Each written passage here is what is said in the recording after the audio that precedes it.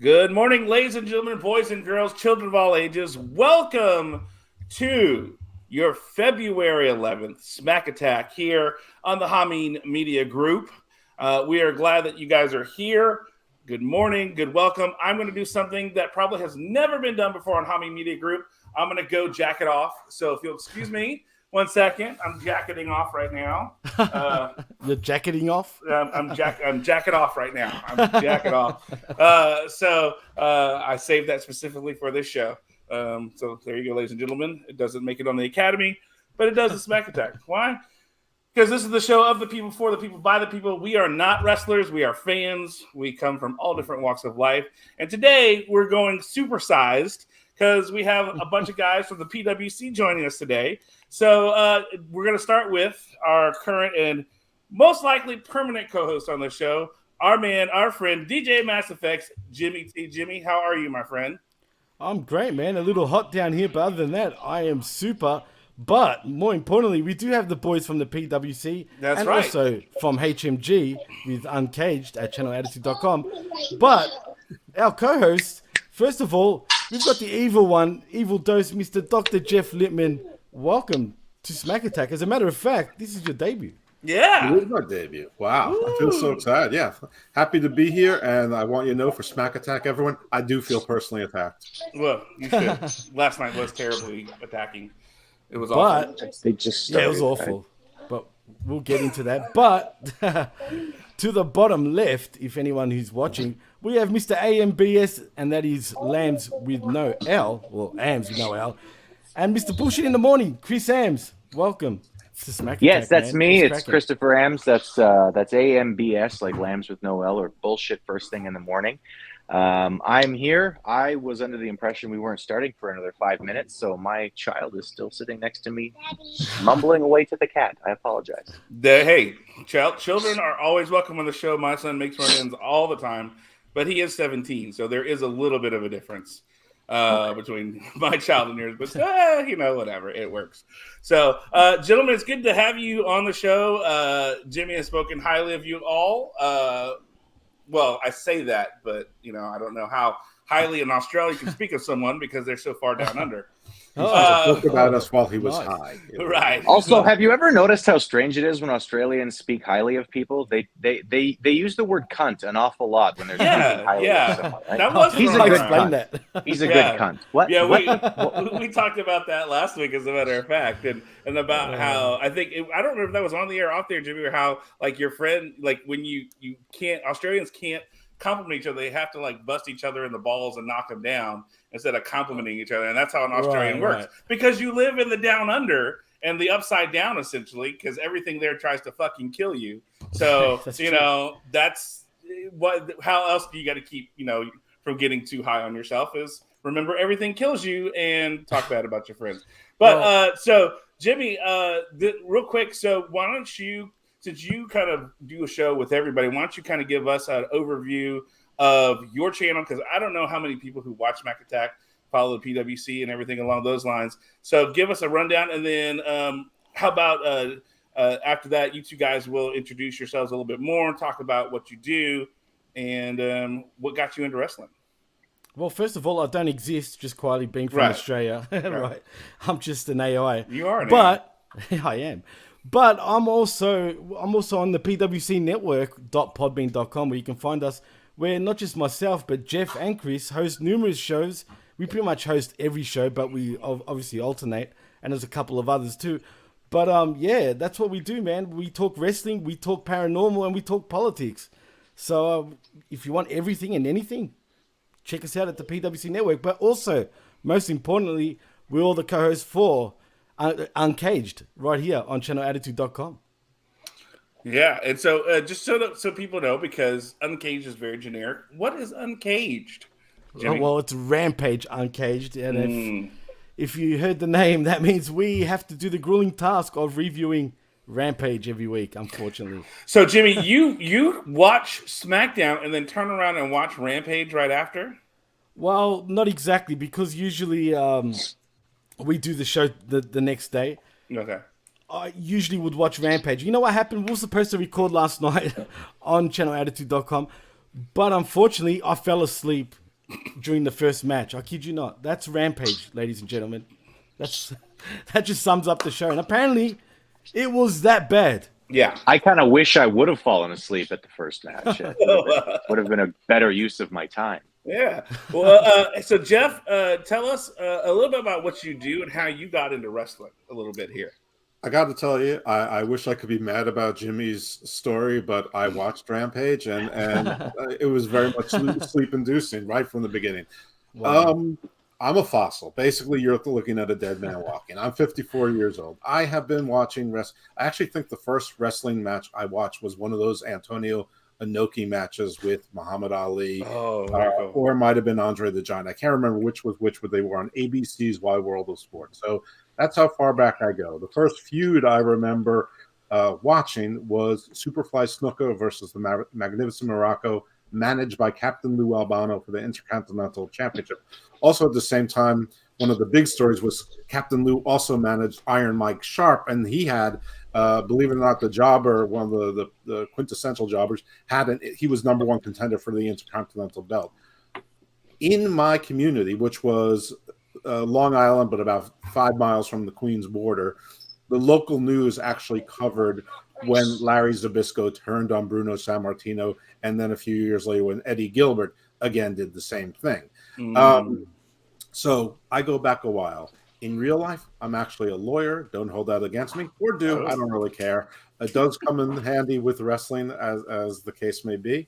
People might know me. I was the moderator for the Solomonster Sounds Off Facebook group for about 2.5 years. Or a moderator, not the moderator. I've been on Wrestling Soup a few times on some of the ancillary shows, the Mash with Mishes, and of course the PWC, and my podcast Hammerlock Hangover. I also do a couple of non-wrestling podcasts, Garden of Doom and Garden of Views, and Garden of Doom is more like Lily, whereas the wrestling podcasts are more like the Luchador Massacre. Gotcha. Chris, what about you? What did you do, and how did you get into wrestling? So I work for the family business. I do heavy duty equipment operation up here in Canada. I am from the westernmost edge, or the easternmost edges of what you might call Western Canada. So wrestling has sort of always been around for me. My auntie Brenda, shout outs to Auntie Brenda, was actually at Bret Hart's first match ever. So wrestling is just sort of a part of where I'm from, just outside of Winnipeg, just to the east. So wrestling's just sort of always been a part of the culture here where I'm from. And as I was a kid, I watched a lot of wrestling. I got out of it for about 10 years there. I focused a lot on boxing, MMA, and that kind of thing. I used to write for a website called eastsideboxing.com, which was one of the biggest boxing websites in the world at the time. It no longer exists. Basically I started listening to Ben, of all people. And that was really sort of my introduction to podcasting in general. I didn't really listen to anything before then. I started listening to Ben and Big Ray whenever they'd be on. Mouseman's stupid show. Mouseman can go fuck himself. Yeah. Basically I started commenting and stuff like that on the Facebook group. And about 3 years ago, Jimmy sent me a message and he said, "Hey, I really like your comments. I really like what you have to say about wrestling. Have you ever thought about doing a podcast?" And we started the PWC together. So cool. That's my story. Cool. Very cool. So, I mean, isn't that the case though? Everybody at some point with wrestling, they probably had like a 5 or 10 year gap where they're like, yeah, I stopped watching wrestling for a little bit. It's like, I think that's every wrestling fan's origin story at some point where you had that period of time. Mine's the opposite. I never got into wrestling until I moved to Texas to go to seminary, and I was bored looking for something to do, and I happened to see it on TV. I take that back. In college, for a time, I was in college playing junior college baseball, and on Monday nights, when I was bored with Monday Night Football, I would flip over and I would watch wrestling every now and then with the Monday Night Wars. This is 97, 98. So I'm watching NWO, I'm watching DX, and all that kind of stuff. And then because I didn't have cable growing up, so I didn't have exposure to wrestling in South Louisiana, even though wrestling would come. I didn't know anything about it because my parents weren't into it. We didn't have cable, so I get to college, we have cable, and I watch it for a little bit, but then it's like an afterthought. Like, okay, fine, whatever. I move back home, no more cable. Not really interested in watching it. Then I move up here, and I'm like, oh, wrestling again. Okay, and it's bigger here in Texas. All the independent, companies and things, and got into it. Met Lance Archer, and that just opened up the door for all kinds of independent wrestling and wrestlers that we've gotten to meet. And so now it's become my son and I's number one hobby we do, where we go to different wrestling shows. And then the vet has entered the chat and says, oh, it's the entire PWC. This is a suitable replacement for me. There is no one suitable for you, sir. You are not replaceable. So, facts. May I just want to let the vet know I'm a Hollywood John Tatum guy. Oh, there you go. All right. I have no clue what that reference is, but I'm sure he does. All right, real quick. I did see this news story this week, and it affects you specifically, Jimmy. But I want to get everybody's take on this. ESPN signs a deal to show AEW in like Australia and things like that. Guys, is AEW becoming a thing? It seems like it. As a matter of fact, AEW television will be on more cable providers than WWE, as a matter of fact. So because they're on ESPN and they signed with ESPN, basically ESPN's on every cable provider that you can get here in Australia. So, and whereas WWE, they're shown on Fox here also, but Raw and SmackDown and every WWE show, as well as the network, they're just on Foxtel on one platform. So, yeah, that's quite interesting. And I guess about time. And also the cool thing about it is, usually when they do have a broadcast deal overseas, the Fight TV aspect of AEW, where you can watch Dynamite and Rampage every week live, they usually cease to operate. But for whatever reason, we're going to have also the Fight TV version and also on ESPN, so which is great. Gentlemen, what do you guys think? I mean, I know we're not Australian, but this is like the third deal now where we've seen they've signed with big names to broadcast overseas. As much as we shit on AEW, I don't have any problems, even though Lance Archer's a friend and I like watching him. But the fact that they've done absolutely dick with a guy that's that good pisses me off a lot. I may be biased, but I don't know. But like it seems, they're, despite what seems to be like their failed storylines, not keeping up with people, letting people sit around do nothing, and we see just not a lot going on. They're getting these really big broadcasting deals. So, what do you think it is that's the magic sauce that's getting them to sign up with this? I'm gonna let. Sorry, go ahead, Sorry, Jimmy. Chris. I just wanted to say one more thing. What I forgot to also mention, it's not just in Australia; it's also in New Zealand and the whole Pacific. Right. So I just want to say that. Sorry, Chris. Continue. Yeah. So there's 16 more people than we already mentioned, and a bunch of sheep. Anyway, I'm going to let Jeff go last because I actually think that Jeff probably has the better insight into this than most of us, as he's sort of been more involved in business and that kind of thing. I think that the real barometer for whether or not AEW is a thing, as you put it, isn't what they're doing in other countries. I'm from Canada. They broadcast on TSN here, which is our biggest sports channel. But I think the real barometer of whether or not they're going to be a thing is going to be what the rights fees look like when TNT re-ups. We really aren't going to know whether or not they're a thing until we get to that point. Because right now to get on TSN, I don't actually think that they had to try very hard to get onto TSN. I don't think they had to try very hard to get on ESPN Australia or Pacific or whatever it is down there. Oh no, you had to kick off B-League cricket or whatever so that you could show wrestling. I really don't think that matters. But I do think that when they re-up with TNT and TBS is going to show us exactly whether or not AEW is a thing or if it's just a tax write-off for a billionaire's kid. And I don't really care one way or the other as long as there's another place for wrestlers to go. And as far as Lance Archer, he's a great wrestler. There was no way he was ever going to get pushed in AEW because he's over 6 feet tall. They don't do anything. I was going to say that too. Agree. So true. They never push heavyweights in AEW because God forbid you actually tune in and think the guy with the title could kick your ass. Right. But Chris, I think I find that interesting though, your point, with the Pacific, you got a company like New Japan who does incredible storytelling, who has great wrestlers, but yet they're not on ESPN. Then you've got AEW, and do you think it being an American company gives it more pull and sway for that kind of thing with ESPN versus you've had New Japan for years, and yet they're not on an ESPN deal and things along those lines?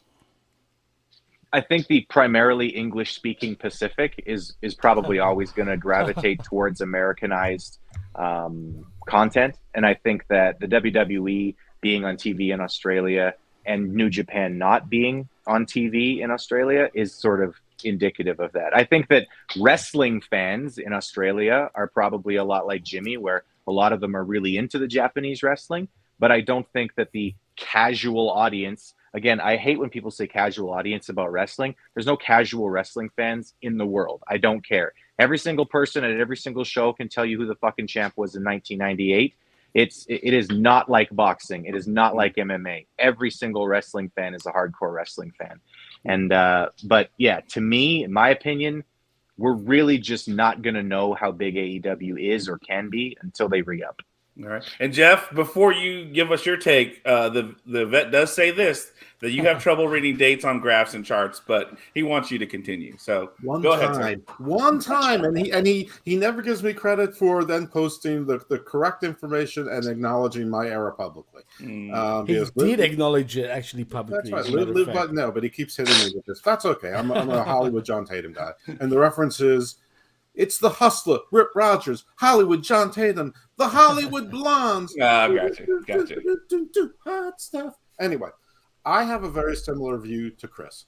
First thing people need to understand is that the ESPN in Australia and the Pacific is not the same as the Disney deal that's in Indonesia and Malaysia, and it's not the same as TV deals in America. All of these divisions have their own presidents and make their own programming choices. It's not like Bob Iger or whoever the new CEO of Disney, which was the old head of Disney, right, approve this. I honestly think that what Chris was alluding to is exactly correct.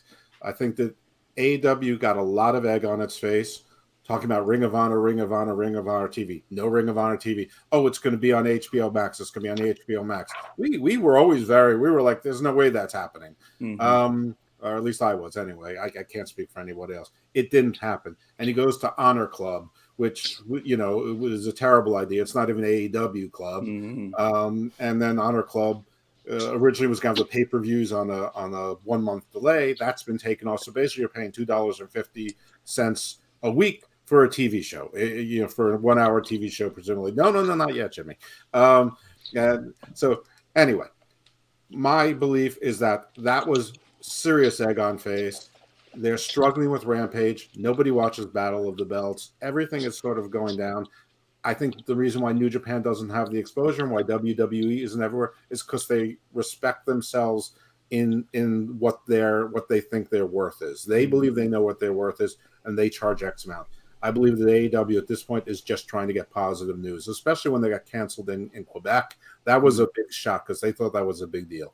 So I believe that AEW is taking whatever deals are available to them. So as Chris pointed out sarcastically, I think that they are charging the same as B-level shuffleboard for ESPN2. That's why for Europe and Asia, they're not on a network. They're on DAZN, which is fine. It's better than nothing.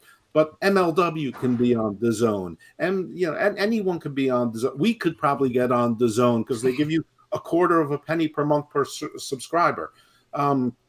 So I think that they're just offering themselves at very cheap rates and just hoping that it looks like good news and hoping that they get viewers. And there's still this belief if we get to more eyes, people are just going to fall in love with this product. And, maybe it'll work, maybe it won't, but I don't think it's a giant financial boom. But Chris is entirely right. Wrestling, except for maybe New Japan and some of the other promotions, lives and dies on American TV. And AEW lives and dies on American TV. Sure. What happens to them with Discovery, Warner Brothers, and the renewal and increase, if there is one, is all that matters for their economic future. What we don't know is whether Shad Khan gave his son some timeline or some conditions, or if the kid can keep pouring his own money into this. And spending $300 million to make $110 million. True. All right, guys. This one is this is another story that dropped this week. For everybody who probably is in America knows it's Super Bowl week. Pat McAfee was not on the show again last night. He was at Radio Row. He was fulfilling his duties at Super Bowl week and media week there. Most likely was why he wasn't on the show. But what was also reported that Brett Favre has issued a lawsuit against Pat McAfee for, I believe, defamation for what Pat McAfee said about him in his whole welfare fraud case for the state of Mississippi. But Brett Favre specifically targeted Pat McAfee. So, I mean, this is fascinating on two levels. One, I think the question becomes, if that's the case, does WWE put Pat McAfee on TV with this lawsuit pending? Two, if this goes through, all of a sudden, what happens now? Are individual broadcasters going to be completely railed over for even just mentioning what are facts that have been reported from other places? And giving their opinions on things. So I can give my opinion on something, but then, now because we're broadcasting and I say Roman Reigns sucks, does that mean Roman Reigns can come after me because I said he sucks? Like, what kind of precedent does this set? I think it's a two-pronged question here for the question. So, Jeff, you're the lawyer, so you're going to have to go last on this one for sure, because you probably seen a lot more of this. So, gentlemen, what are you guys' take on this story? Well, for me, first of all, you bring up an interesting point, actually, John, because if that means we can't speak what we feel like speaking about and who we're speaking about, then we're in trouble. But let's be honest, I don't know if this will really hold out in court, as a matter of fact. I'm no lawyer, so I don't know. But I'm just saying, in my opinion, I don't think it would actually hold out, and I think it will get thrown out eventually. So we'll see what happens there. I mean, what did he do wrong, really, Pat McAfee, really? By talking on his show that everybody else does also, including the news and whatnot? Come on. I don't think it will hold up at all. But also, I wanted to mention that I forgot to mention also about the AEW deal. That's why I was having my hand up. I had to mention it.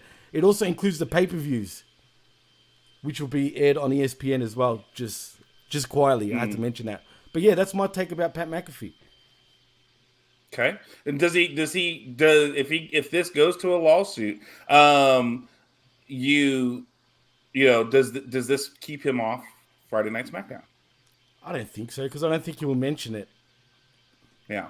I mean, and I think it's dumb because it says the lawsuit claims, for more information, McAfee said the lawsuit claimed that he defamed Favre's name to try and earn a profit, hearing from Favre's New York lawyers on two separate occasions. The first two letters stated that if McAfee would erase every single video that has Brett Favre's name mentioned in it from the history of the Pat McAfee show, they wouldn't continue with the lawsuit, which McAfee declined to do. A second letter came this past Wednesday calling for McAfee to issue a public apology to Favre and follow the same guidelines of the first letter. So they're basically wanting him to, we always hear the phrase, take my name out of your mouth. They're literally asking that from Pat McAfee for the show and everything along those lines, which, again, is ridiculous. But, I mean, it's Brett Favre trying to backward pedal and save face from something. Obviously, there's enough there for the state of Mississippi to come after him. Whether he did everything wrong or not, I don't know. But there's enough there for them to do that. So, Chris, what do you think on this situation? Does WWE put him on even if there is a lawsuit? And what happens if this goes to court? Well, listen, I think that the WWE, at least recently, has a history of hedging bets. They basically will hold off and wait, see what happens. I think that's probably what they'll do with this. They'll probably hold off, wait, and see what happens. It's not like Pat is an active part of any announcing. He was there for the Rumble, but they'll probably just keep him off TV until something comes at least somewhat clear. I think that this lawsuit is pretty frivolous. I mean, you're going to tell somebody who is essentially reporting the news that they can't report the news.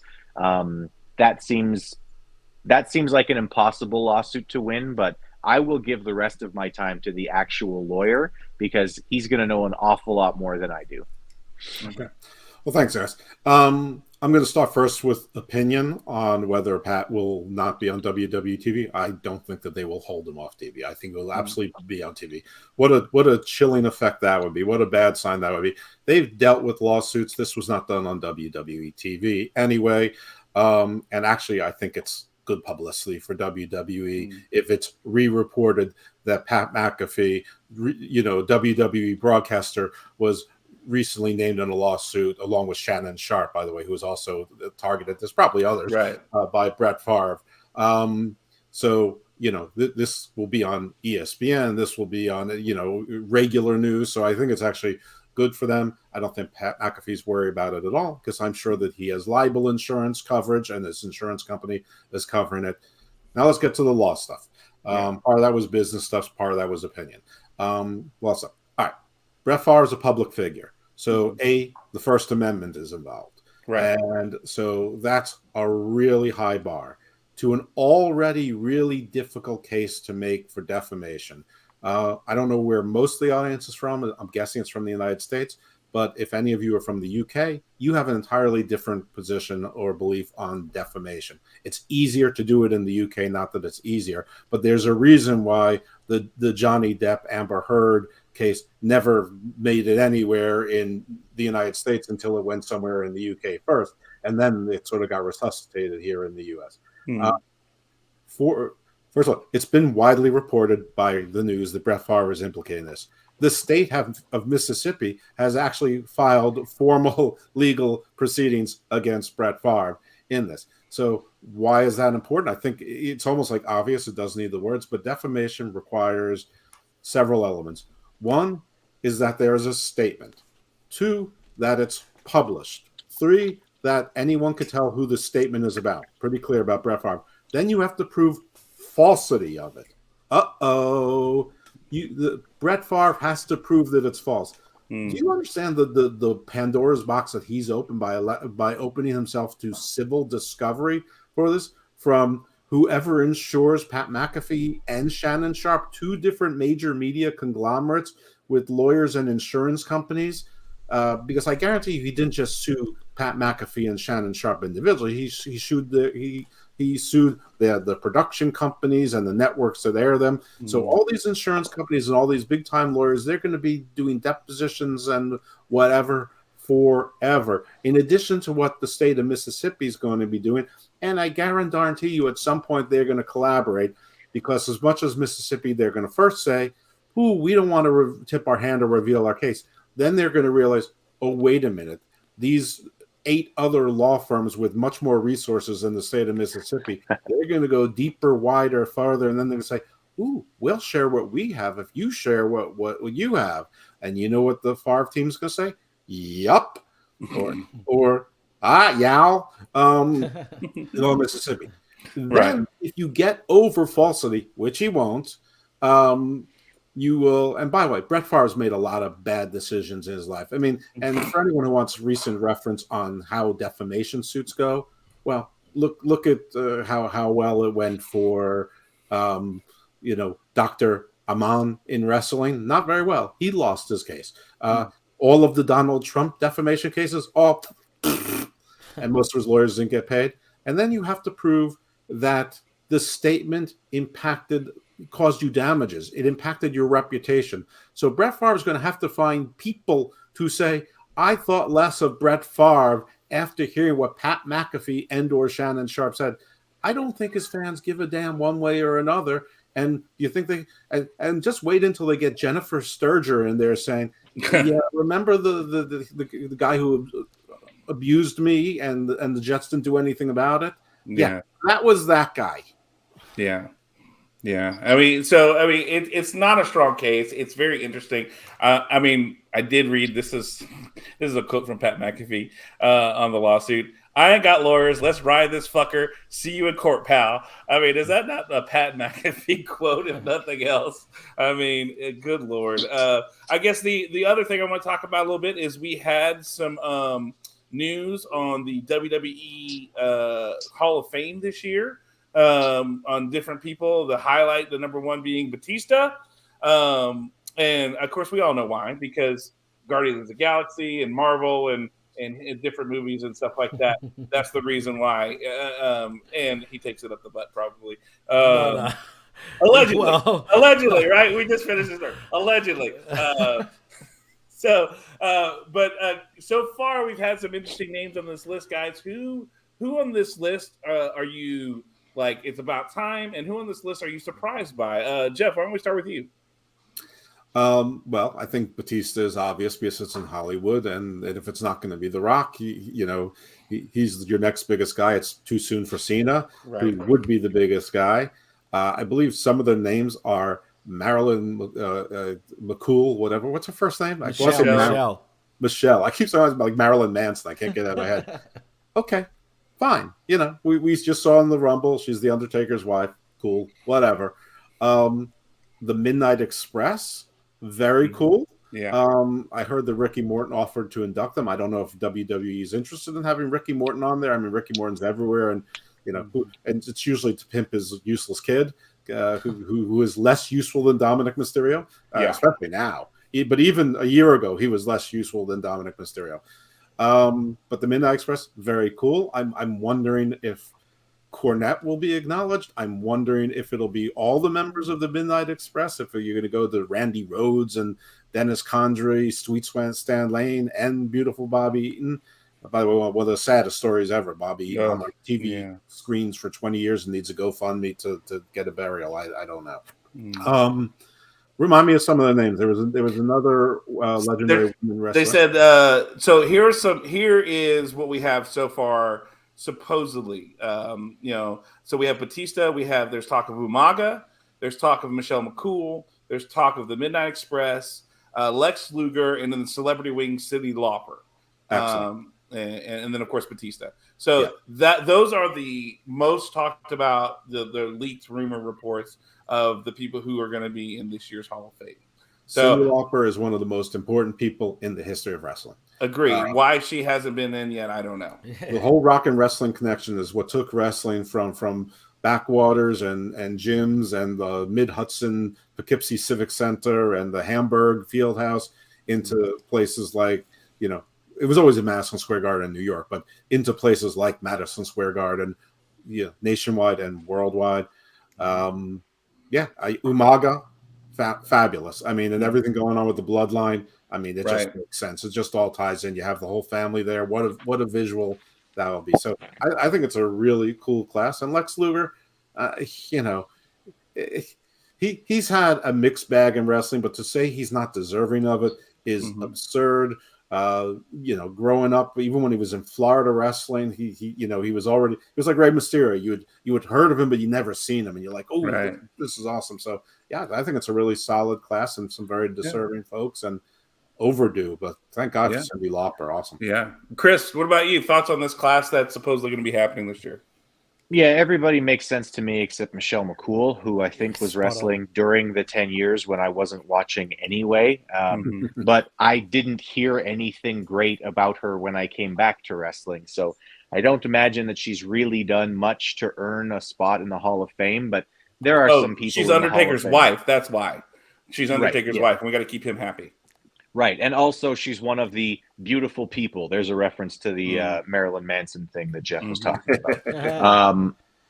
But yeah, the rest of this class is super deserving. I mean, Lex Luger's not a great worker. He was kind of a piece of shit human being while he was an active wrestler. He certainly turned himself around. He's trying to be a good man at this point in his life. And I think that we should acknowledge when people are trying to better themselves. And he was a big deal. He might have been a horrible person. So is Shawn Michaels. He's still a big deal, a big part of professional wrestling, deserves to be in the Hall of Fame. Umaga is one of those guys who would have been a multi-time world champion if he hadn't died as young as he did. He's also one of these guys in wrestling who had, crap after crap after crap gimmick and then suddenly found the right one, a la Kane. There's a few other guys that are pretty similar to that. And then Batista, of course, is a huge star. He's a multi-time world champion in the WWE. And he's Yeah, I mean, he's in some of the highest grossing movies of all time. So why wouldn't you add him to your Hall of Fame? Sure. All right, Jimmy, thoughts? First of all, Batista's in the Hall of Fame because of his big dick. That's why. All right, that's what they say. That's what you hear all the time. So I'll just put it out there. I think they could have held out with Batista though for a little longer. I don't think he needs to be in the Hall of Fame right now. Maybe it would be better off if they put him in with the class of 2001.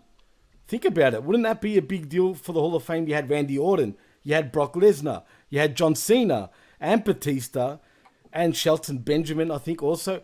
The point is, but then you'd have class, 7 hours of acceptance speeches that you'd have to listen to, because you'd have 4 guys who are all like top shelf A-list pro wrestlers, Right. and Shelton Benjamin, who probably deserved better than he ever got booked. No, for sure. But my point is, you can market that as the class of 2001 being in the class of whatever Hall of Fame year it is. You know what I'm saying? That's why I say that. But also, Umaga deserves it for sure, man. And like Chris said, he's been fed a lot of garbage. I mean, 3 count anyone, seriously. With Roman Reigns' brother, as a matter of fact, in Rosie, and RIP to both of them. But he deserves it, no doubt about it. As far as Michelle McCool goes, please. I mean, come on. If I was her, I would be embarrassed to even be mentioned in the same breath as these guys to be in the Hall of Fame. Summer Rae a Hall of Famer? No, no, she's not a Hall of Famer. No, she will be. Yeah, Oh, God. they'll find a way. Please But don't. I mean, obviously she's not. Hey, Summer Rae, if you want to get in, just start fucking Stone Cold Steve Austin. Right There now. you go. Find a way to, or The Rock or something. But like, I mean, Jimmy, obviously she's not, because I mean, she was a surprise entrant in the Women's Rumble this year, and from the stands, and just took her jacket off, and in we go. I mean, again, Please. that's a hey, we want to keep the Undertaker happy. Let's get his wife in here. She looks decent still, so here we go. Oh, absolutely. Hey, look, if she was around longer, she could have had a Hall of Fame career, but she just wasn't around long enough, in my opinion. Yeah, I mean, I don't disagree with you. So, I mean, it's one for me. It's one of those things where when we look at the Hall of Fame class, first of all, it's subjective. I mean, WWE at this point needs a actual place. I mean, this mythical Hall of Fame that has, we need a place to store the stuff, not the roving thing that you put up for WrestleMania week. Let's have a WWE put up a Hall of Fame where people can go and visit. You have the Performance Center. Just add on to there a little bit and turn that into one of your Hall of Fames. Take a section of it, turn it into it, add to it. Not that hard to do and figure out. People they like nostalgia. They love this kind of thing. Batista's in it because of the Hollywood connection, and he's got big movies coming this way. I mean, I don't know. I haven't seen A Knock at the Door or whatever that's called, but some people have said it's really good. Some it isn't. I mean, he's hit or miss. He's not The Rock, but he is, very, very good. Dune. I thought he played that well. He does some roles that you're just like, damn, okay, good. I enjoyed him in Blade Runner 2044 or whatever that was.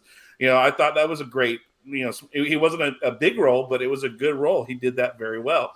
So I could see that. Cyndi Lauper is like, why the hell have we not done this by now? I forgot to mention Cyndi Lauper. But this makes sense connection too. to WrestleMania, right? But this makes sense too because you're in, Hollywood. Why? Maybe if they'd have done it in Cleveland, that would have made sense too because of the Rock and Roll Hall of Fame and stuff like that. Midnight Express, I think, long overdue. I mean, one of the quintessential tag teams of the 70s and 80s that just helped make wrestling what it is with tag team wrestling.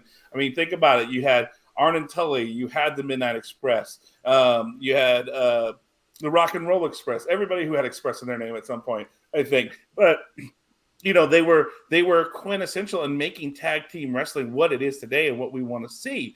And then after that, it's just Umaga. Well. Honestly, Umaga for me, I know he's Roman Reigns' family, but he was a character that even after becoming Umaga, I never understood the Samoan spike. I thought it was this. I still think it's the stupidest move in wrestling. You tape your thumb up and you take it and you jam it into somebody, and it's like, okay, fine. Really, no matter how much you're going to tape your thumb, no matter how much you tape your thumb and you try to jam it in something, you're going to break your thumb. I mean, it's dumb. I don't get it. Your thumb isn't Samoan. Yeah, well, that's my problem. I'm not Samoan. You're right. But I mean, the idea though, what he brought into it. What he did, even with the shit with Rosie and the superhero in training and 3 count and all that. With all that, he still was the one that stood out from that. I mean, think about it. When they paired him with Shane Helms and he was the superhero in training, he stood out. You know, he was the one that people were cheering for. You know, and all that kind of stuff. So, if nothing for the respect factor of what he did in his time with WWE, I think it's good. I don't Lex Luger.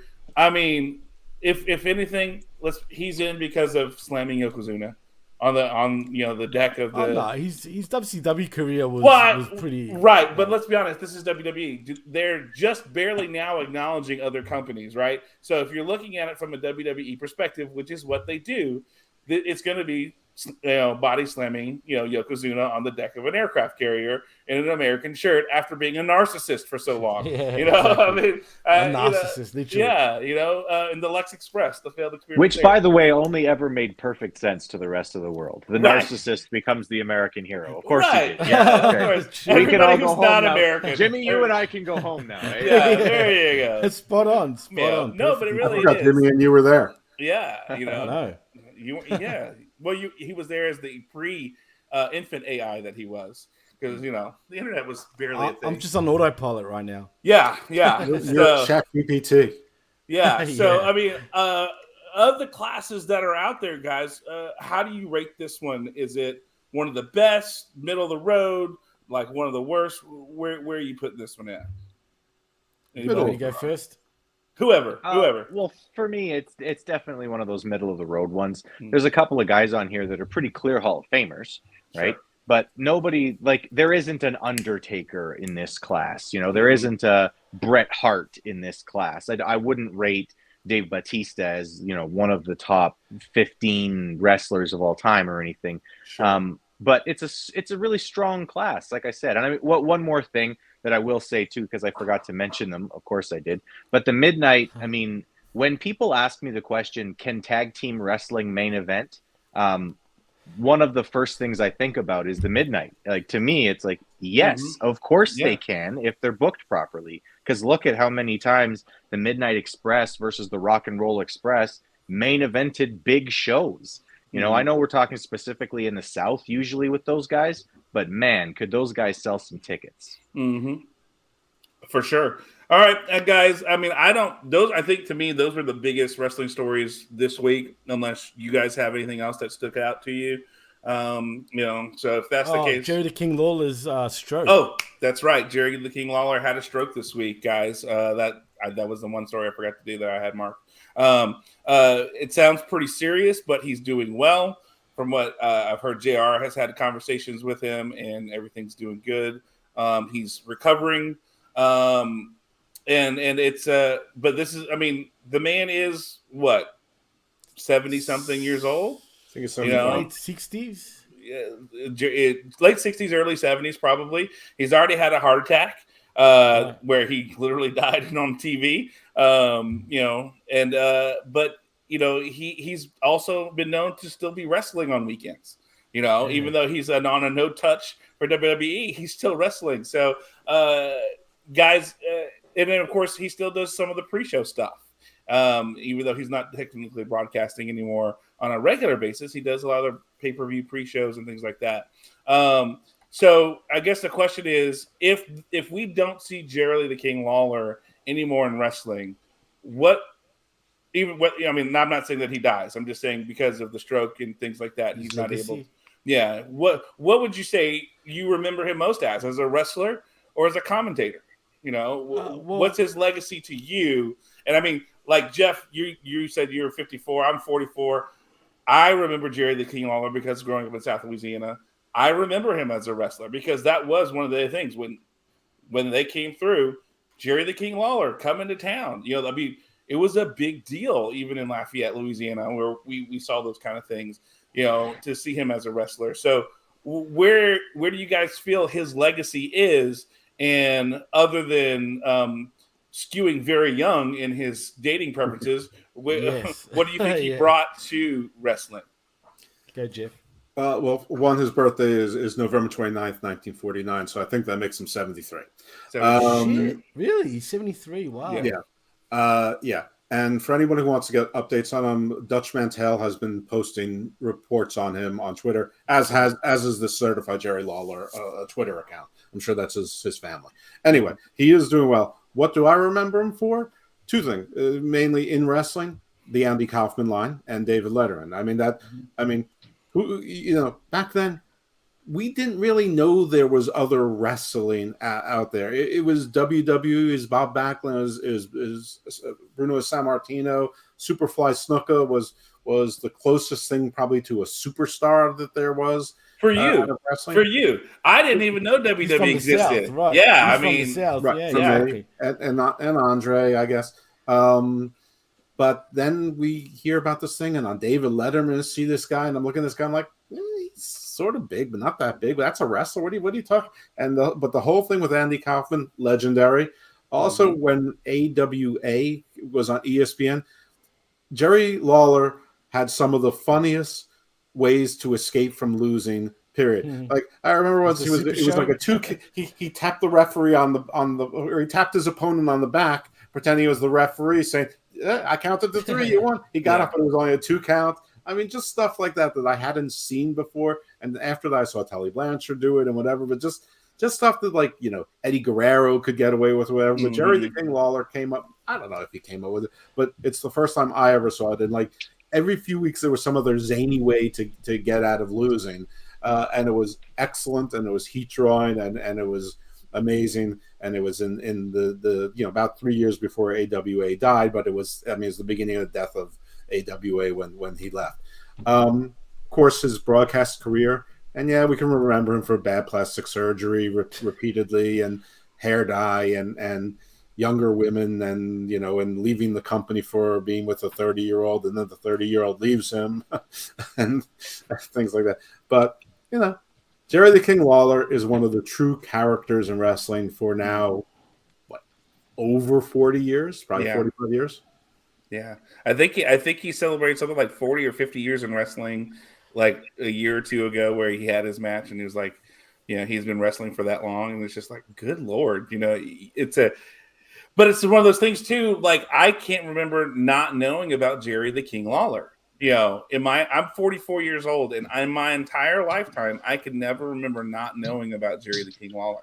Well, there was a time. Remember when they had that supercard or whatever? Yes. And it was a big deal. You're gonna have Harley Race, Jerry Lawler, Rick Martel, Ric Flair, all on the same card. That that was the same time as WrestleMania too, I think. Right. These were supposed to be the biggest and the best wrestlers in the world, not named Hulk Hogan. Right. And they're like, whoa, super! Nobody watched it. I watched it. I remember when that actually came out, because I saw it on VHS for the first time when I went to the video store, right? And I'm thinking, what the hell is this? Because even here, down under in Australia, whether I exist or don't, it's irrelevant. But in my AI world, WWE was the thing that was on television back in the 80s, right? For example, I grew up watching wrestling throughout the 80s. I'm 40 myself, just turned 40. And it was all WWE centric until like the early 90s. Suddenly we had WCW also on TV. Never had NWA or AWA. I just used to get them on VHS. And it's funny, Jeff mentioned that Super Show. It was all the promotions, Jeff, right? Other than WWE, obviously, that were together, right? Super Clash. Right, there was 3 Super Clashes, I think, throughout the years, as a matter of fact. And I remember getting that on tape, and I was thinking, what the hell is this? Like, I used to hate it. I was like, this is crap.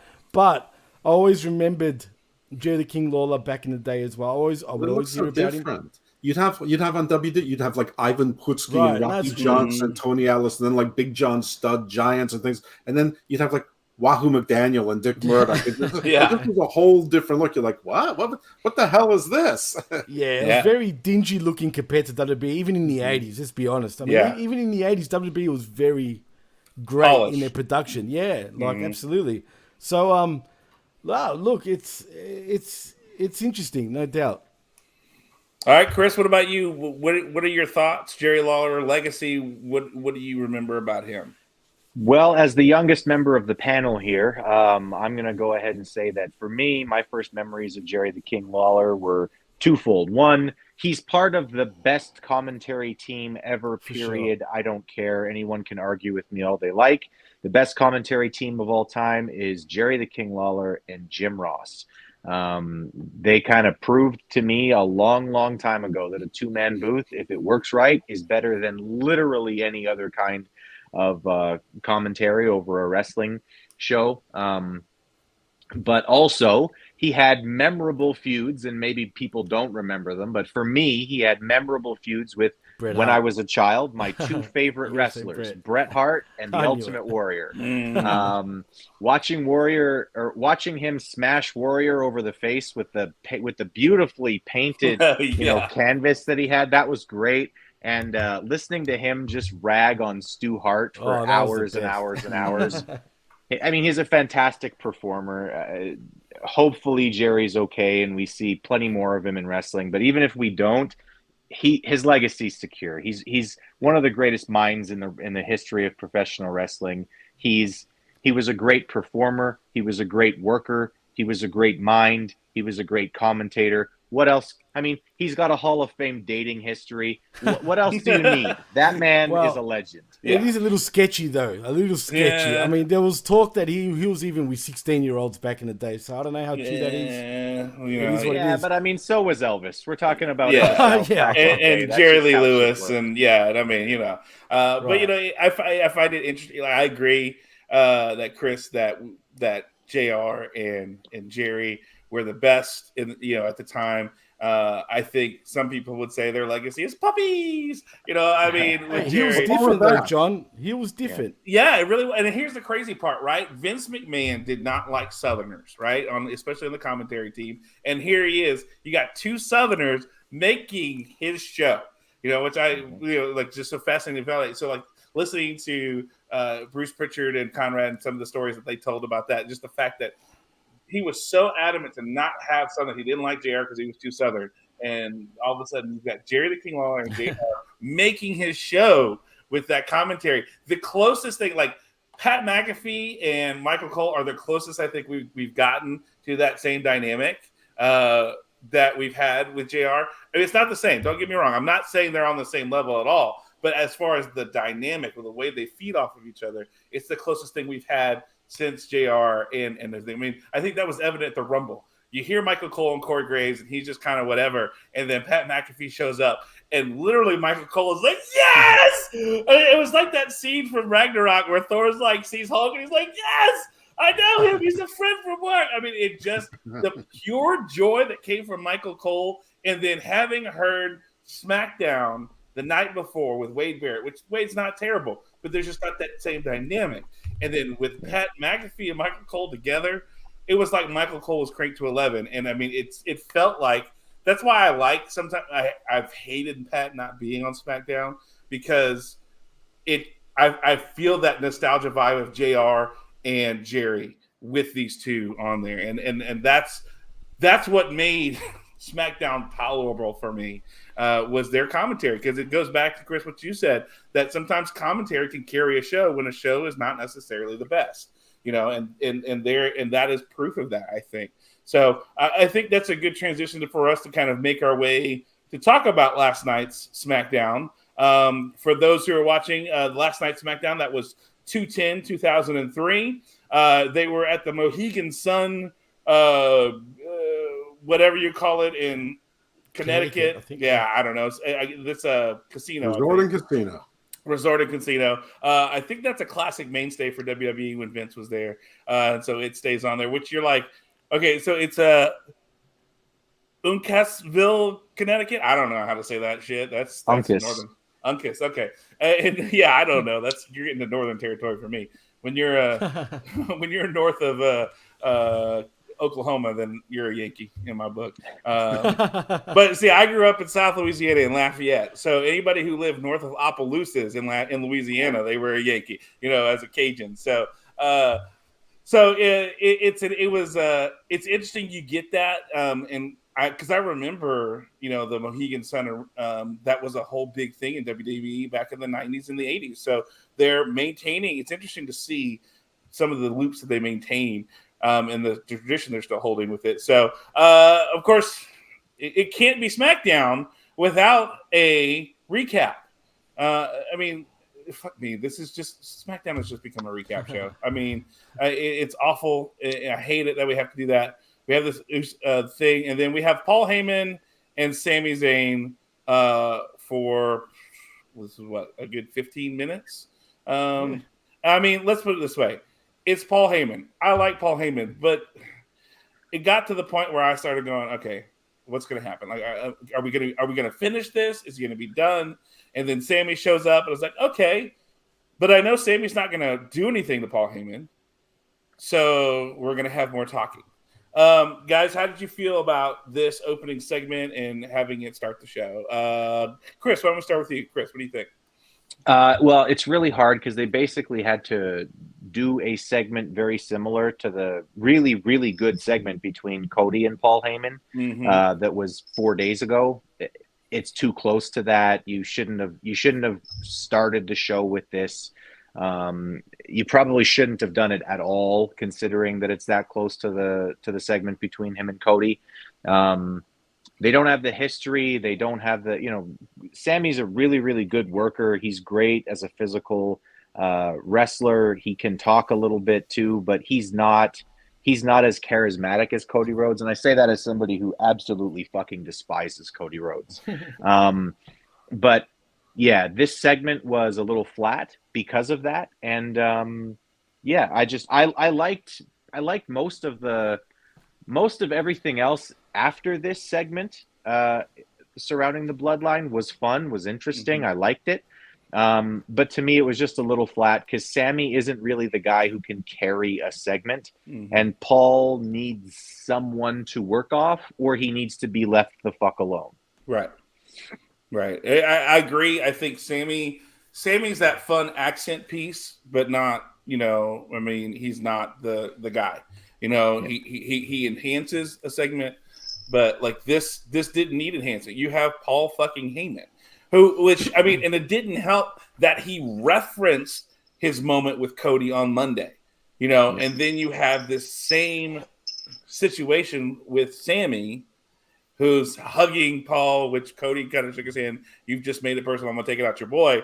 And now you have Sammy hugging Paul, telling him, I'm going to take the Universal Championship, and you tell Roman this. It's like, I understand the story they're telling. Roman is being attacked on two fronts, and they mentioned that. But doing an almost mirror promo, it made no sense. Just let Paul address it, and let's move on.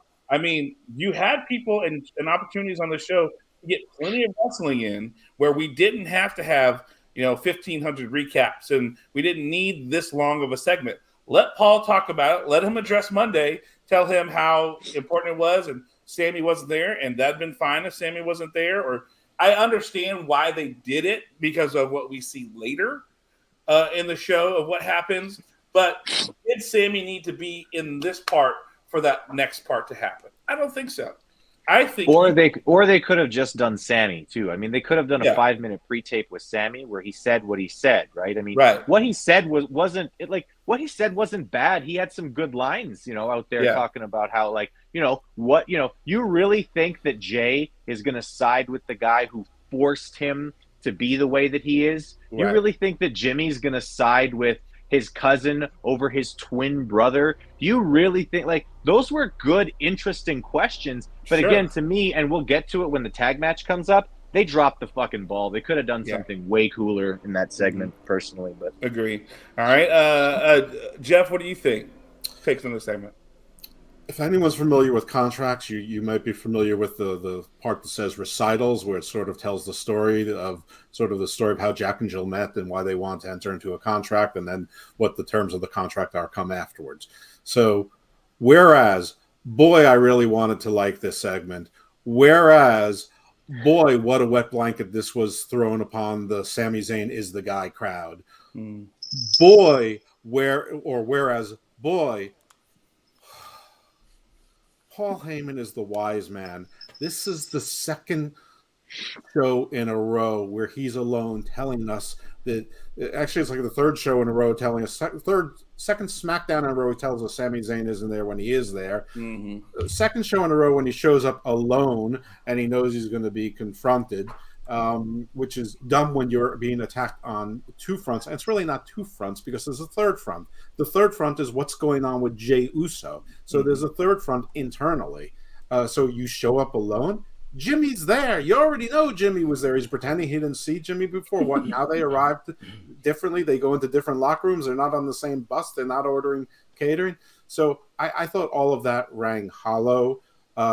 Aside from that, I would just be repeating what you and Chris said. I found this to be underwhelming, and I really found, after a Bloodline story that's been mostly extraordinary up to this point, that they did the laziest path this entire night with it. They kept it just enough to make, all right, it's a little bit interesting here. Like they remembered some of the interesting parts, but this was the laziest way to pursue. I would have rather they just left it alone and left them all on, or as Chris suggested, just had Sami Zayn do a pre-recorded promo and blast it in the the arena and have him do 5 or 6 takes until he gets something that's fiery enough.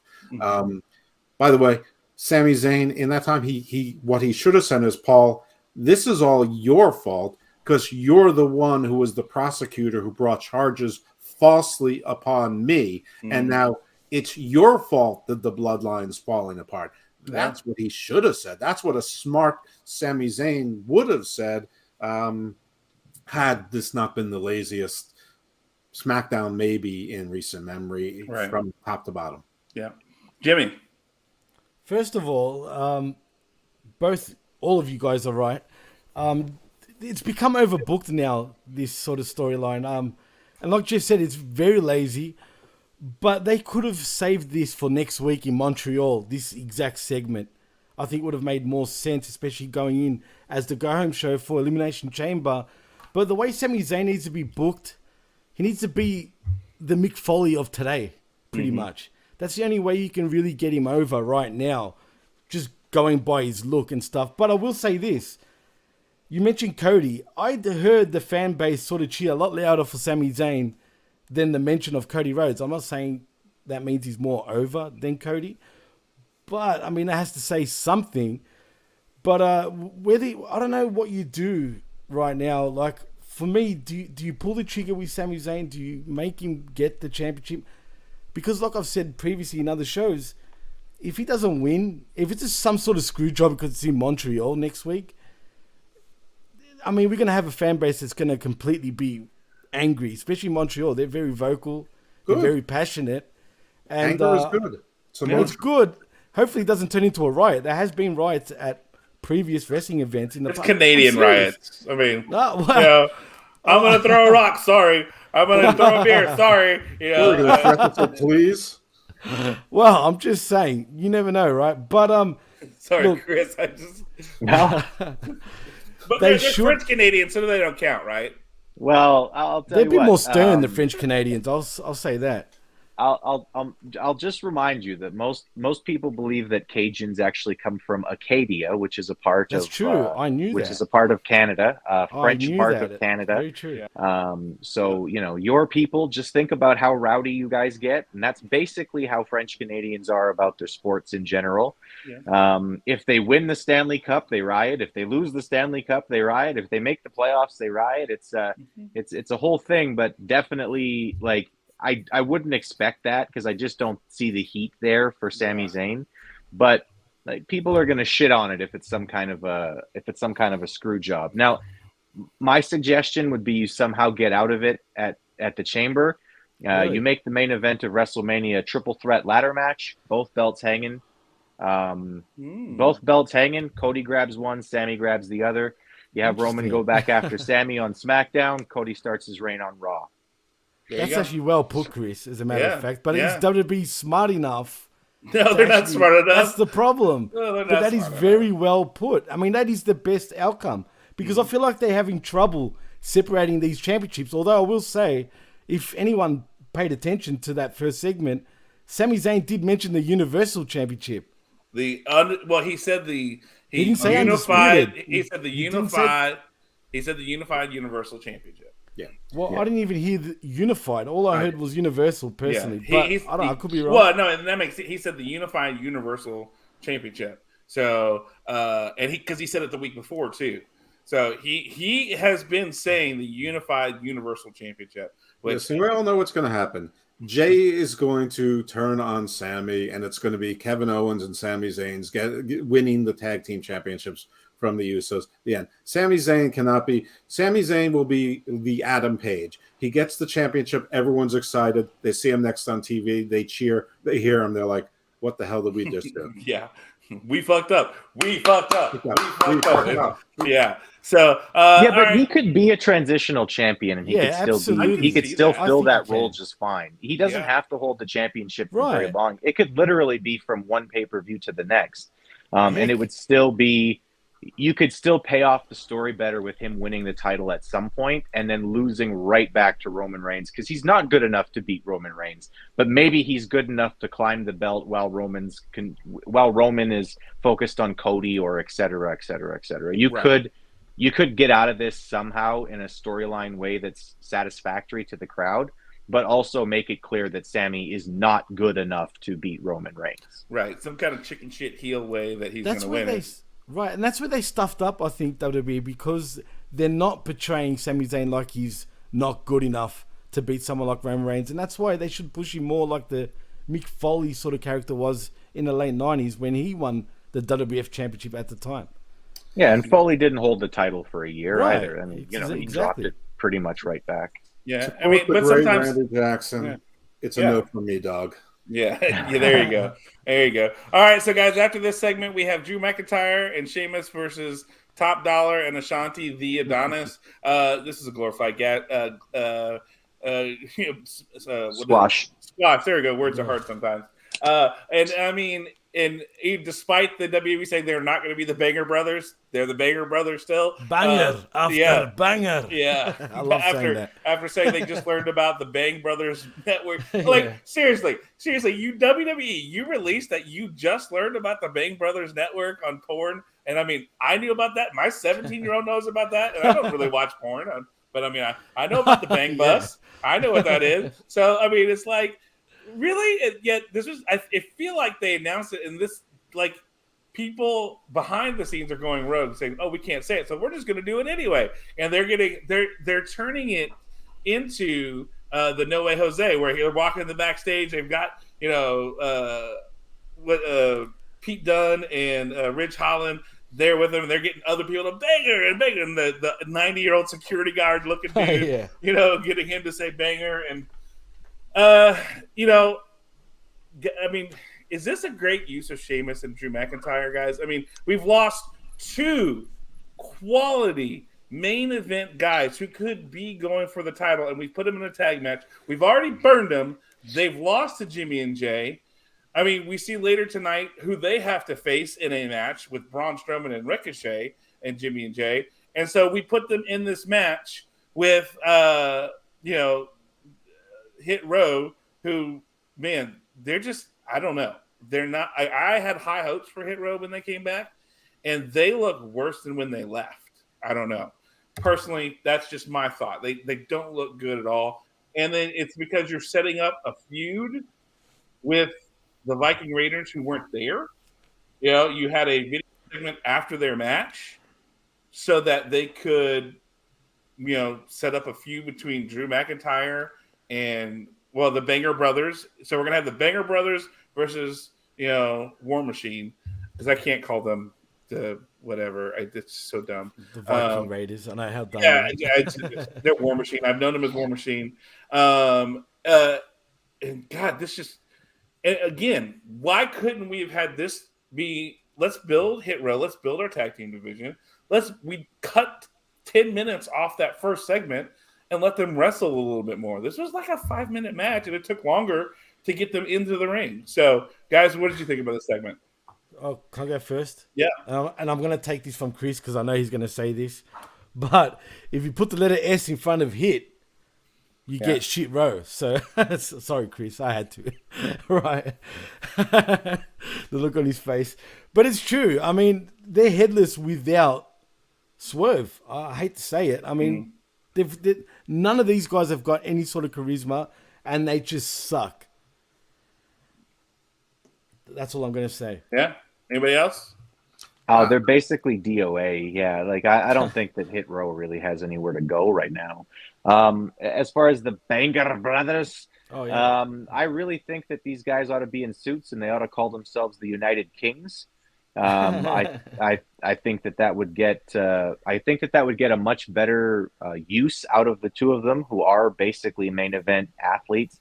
Main event stars in the WWE. You could then also, if you wanted to, you call them the United Kings. You have Wade Barrett talk about how wonderful they are and how much he loves them and how much he loves that they're support, et cetera, et cetera. You play up the whole UK thing. I think that you could do a lot of really good things with them. I think that Banger Brothers is about as third grade as you can possibly be about this. Banger after banger after banger. It's addictive, though, man. Saying it, banger after banger. It's only addictive to 3-year-olds. Jimmy, 3-year-old. But yeah, I mean, you could do a lot with these two guys. I think that they're not really. I don't think either one of them should really be in a tag team right now. But if you're going to have them as a tag team, they need to be a main event caliber tag team. So put them in suits, call them the United Kings, and have them talk about how, together they're unstoppable, and then book them that way, which is exactly one of the reasons why having all of the titles united as they are, the tag titles included, is just not good for business, because you can't have more than one main event tag team. Right. Yeah. As far as the segment goes, it was fine. I did like the pre-tape afterwards, too. I like the Viking Raiders as Vikings, but they need to book them that way. They can't be going after the 24-hour championship if you're going to call them the Viking Raiders. They need to come out and smoke people. This is what I think Jim and I were talking last week. This is what I wanted them to be when they came into WWE. This is the War Machine that I loved and saw. And just now they're finally starting to do that, which I'm fine with. And so, I in a way, I hate that we have to burn Galloway and Sheamus this way. When you have Ridge Holland and Pete Dunne, who are already your tag team in that, your fight night mentality group or whatever you want to call them. And then we have to spin this off when we could be having guys doing that. And this is where I think I was hoping at least at some point we get, like you said, we get the titles back on their prospective shows so that we can have tag teams. And I think circling back to the beginning of our conversation where we talked about the Midnight Express, who with other teams showed that you can have highlighted tag teams who can main event stuff. And now we've come full circle to where WWE feels like tag teams can't do shit, and it's very sad because we have some really good tag teams that are just sitting on their ass because WWE doesn't want to invest in tag teams. And I mean, I get it. You're paying 2 guys to be on a show instead of 1. And so that's why they did it with Sheamus and them. But just let tag teams be tag teams. We want to see that. It's something different. It's something unique. They bring something that we don't get to see a lot of times with the double teams and the high flying and things like that. Let tag teams be. I can understand why this is happening, though. I mean, they're stalling with Drew McIntyre and Sheamus until they find something for them to do, first of all. And they are best friends. But also, I think the reason why we're not seeing an emphasis on tag team wrestling right now is because of the Bloodline storyline. Because realistically, they weren't going to get those belts off the Usos anytime soon. So I guess that's why they're not really transitioning. I could be wrong, and more than likely wrong, but that's which is anyway. Exactly why I said I don't like the unified everything, because then you can't, right? Because if you didn't have both belts on the Usos to begin with, you could continue on with the story on SmackDown of you could have them do that, and you could have that be a major storyline and everything, and just keep running with it.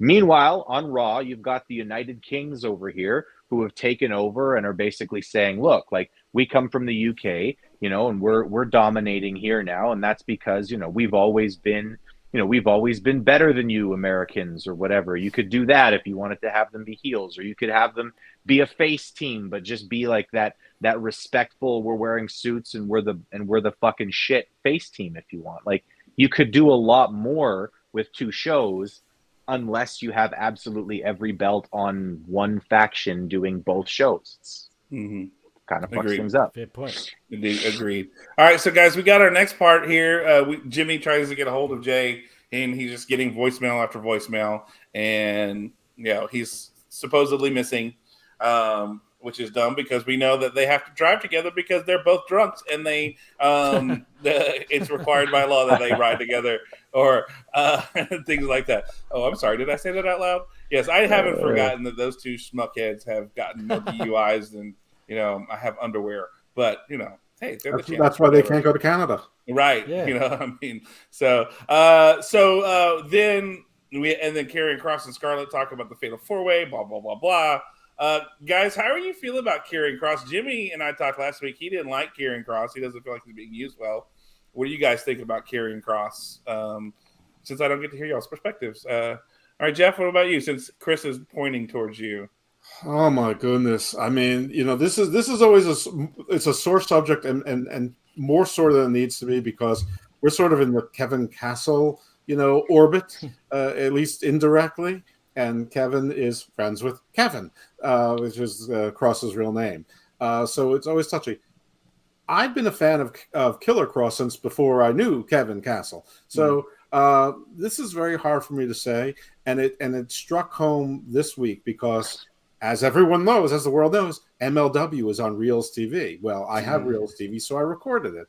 And by the way, MLW Underground, no different than MLW Fusion, same exact show, different name. But afterwards, my DVR recorded what turned out to be MLW Battle Riot, which is a rerun. It's from months and months ago, and it was on YouTube. But I guess they figured, hey, let's show everyone on it.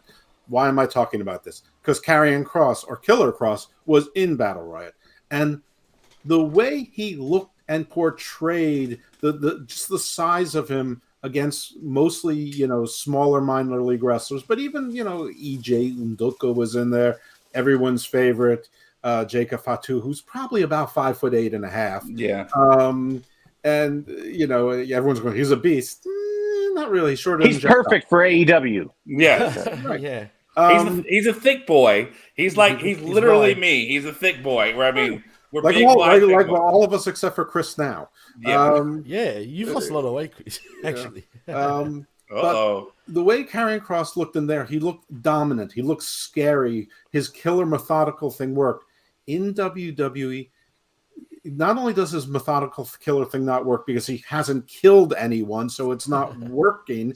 He hasn't decided whether he's a spooky magical character or he's a hitman tough guy character, and you got to pick one or the other or find a way to blend those 2 stories. If you want to hear more about it, you can hear probably the last 3 months or 6 months of exposés on various PWC shows as we expand on this poetically and not so poetically. But this match exposed him. He is slow and plodding and clumsy, and all he does is sell getting hurt, and he gets hurt a lot. Even Madcap Moss was getting over him, who he's killed. The one guy he's killed repeatedly is Madcap Moss. Okay. So you have Madcap Moss win this because who cares? Gunther's supposed to beat Madcap Moss. Yeah. Got it. Okay, fine. Doesn't make me interested in next week's SmackDown for that match, which is supposed to be any other of those 3 guys would have made me intrigued to watch it. But Madcap Moss has no chance, and if he wins, it's stupid. So it's basically every AEW show where you say, this week Takeshita faces Daniel Bryan. Or this week, Brian Cage is going to confront Jungle Boy. I know Jungle Boy is going to win. I don't really care how he gets there. I mean, there's nothing interesting in that for me. So this is that. Kross, I think, has been a big disappointment. I don't understand it. The act, the entrance, the theatricalness. It always looked too small in NXT. It's just right. The music. Scarlett doesn't need to do the lip syncing, but everything else is choreographed perfectly. And there's already Dexter Lumis. There's already Bray Wyatt. there's already all these other guys who are sort of these slow, plodding, methodical wrestlers, but at least they win some things. And then you've got these other guys. Braun Strowman wrestles at light speed compared to Karrion Kross. It just doesn't work for me, and I'm sorry, it hurts me. Even his tattoos look bad on WWTV. When I saw him on Lucha Underground, I'm like, that's the coolest fucking tattoo I've ever seen. Now it's like, are we allowed to curse on this show? Yeah. Okay. Sorry. Should have asked earlier. Anyway, now I look at the WWE, I'm like, those tattoos look bad. What is that? I don't know. It's just, even Scarlett, she didn't get my Dollar Club Wrestler dollar of the week this week, just because it's like the whole thing just looks. I don't know what this is. I don't know what it's supposed to be. Everyone who criticizes Bray Wyatt, at least I know what it is. Like it or not, I know what it is. I don't know what he's supposed to be. Sure.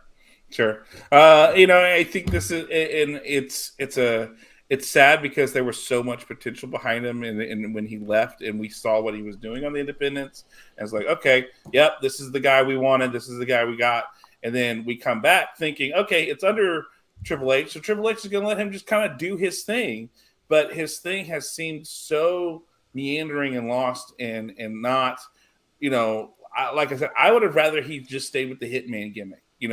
That Scarlett, is his assistant, and she's just there to help, and just be the Hitman, be the guy that you the assassin who goes after the people, like, because that makes sense right now with the story he's telling. He's going after Ray. He went after Drew before. He's being that assassin. He's targeting that one person and marking them for kill. That's what it needs to be. He doesn't kill anyone. And he doesn't kill the biggest target, Roman. And he's got this beautiful vixen who's helping him as his assistant or manager or whatever. And the cheating doesn't work. Right. I mean, nothing's working. Not just that, it doesn't help that he's sort of letting himself go. Have you guys noticed how he's getting a little flubby? If you know what I'm saying, he's not as like ripped up as he used to be, man. I just feel like, I don't know if he's not motivated right now, and I don't blame him if he's not, or he's letting himself go, whatever, because even his hair is getting too long. Cut it off already and grow the goatee back. Yeah. Hair's terrible. Yeah. Get a reverse mohawk like the Warlord or Hawk. Yeah, there you go. There you go. Something like that. So we had that segment, which, again, these segments are, even the Jimmy segment, again, it was just like, okay, whatever. So we're building here. We had another squash match of Lacey Evans. About Jimmy segments. Yeah, right. It made me feel like he was looking for an Uber because Jay wasn't there, and they were drunk. So then we have local talent Deborah Harris versus Lacey Evans squash match where she pulls out the Cobra Clutch and whatever. Again, like, why are you making Lacey Evans, a legit Marine veteran, a heel? Like, my child last night, my son goes, why the fuck is she a heel? Like, people want to cheer veterans. Why is she being a heel? This makes, I said, especially a Marine, because Marines are badass. I get she's a badass. She's a Marine, and I mean, I said, I agree. She's beautiful. She could kick ass. She looks great. But yet, for some reason, I don't get it. I don't understand it. They tried it, but they forced it. I mean, I don't know. This whole thing is a mess too. And this was like, again, why did we have this here? To me, I know squash matches are to make somebody and build somebody, but this did nothing for me with her at all. Am I wrong in this, guys? Am I wrong? Or did this do something? Chris, what do you think? Okay, so there's a couple of things. First of all, I think that Lacey Evans is a super talented wrestler. I think that she's a very, very good character. She's been able to sort of knock everything out of the park that they've given her. You can't say that any of the failures that she's had as a character have really been her fault. It's been the fault of booking and storytelling. As far as everybody wants to cheer a veteran, I think that might be a little bit of your Southern bias. I think there's an awful lot of people on the West and East Coast who, are very much against veterans, and openly so. Yeah, And that's what I think listen, about that too. And Yeah. listen, as a Canadian, I think fuck those people too. That's Yeah. awful. Yeah, it's You silly. should support It's your silly. veterans. It's true. But there is a segment of the audience that are young, that are, I mean, the AEW crowd, for They're woke. instance, They're woke, Chris. they're all woke, right? Yeah. They're all Yeah. this new woke kind of culture, right, where they don't really support the veterans. And I just the only other thing that I wanted to mention about this was when I first saw the local talent, I just thought of Vince Googling ugliest women's wrestler alive. Oh, she was bad. That she looked Oh. like Ref Aubrey got smacked in the face. It Yes. was Oof. Yeah. At one point, I Sad. think she literally got smacked in the ropes or with a knee, and because her lipstick smeared or looked super bad, I thought like she was bleeding from the nose because it smeared or something, and it was just terrible lipstick, and she was like holding her face. I was like, oh shit, she got her nose broke, and it wasn't the case at all. It was just her really bad lipstick kind of smeared or something on it. So a broken nose might have improved her. yes, honestly. yes, it was Jeez. bad. Yeah, okay. Jeff, Jimmy, did this do anything to help Lacey at all? Go, Jeff. Go first.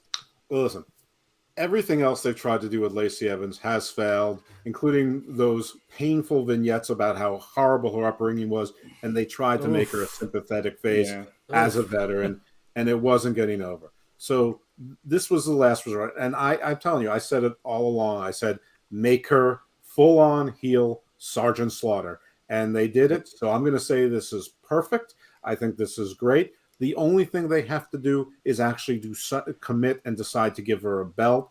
And this is where a women's mid-card title, I hate that term, but a mid-card title would come in handy so that you could have someone like her have a belt, or Raquel Rodriguez or Xia Li, or someone that you want to do something with, but you just don't know what to do with them.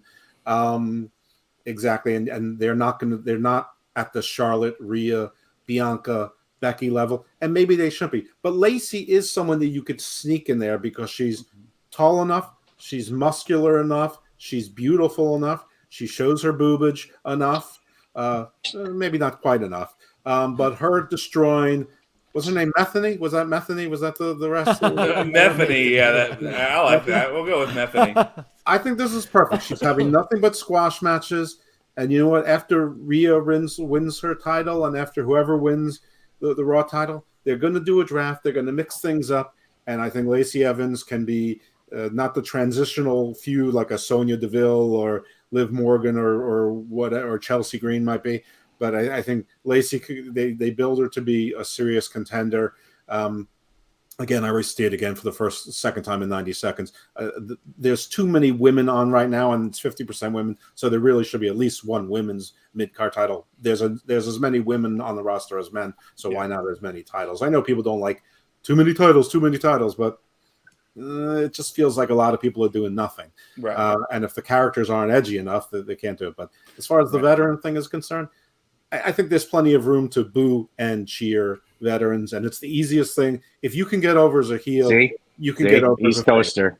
East Coaster. Yeah. Well, that's not my bias. It's just like, I mean, Sergeant Slaughter, who wasn't a real veteran, but was, I mean, heel, turned on his country, then got G.I. Joe dolls. Right. I mean, it's really easy to do, and you can do it. You can do it both ways.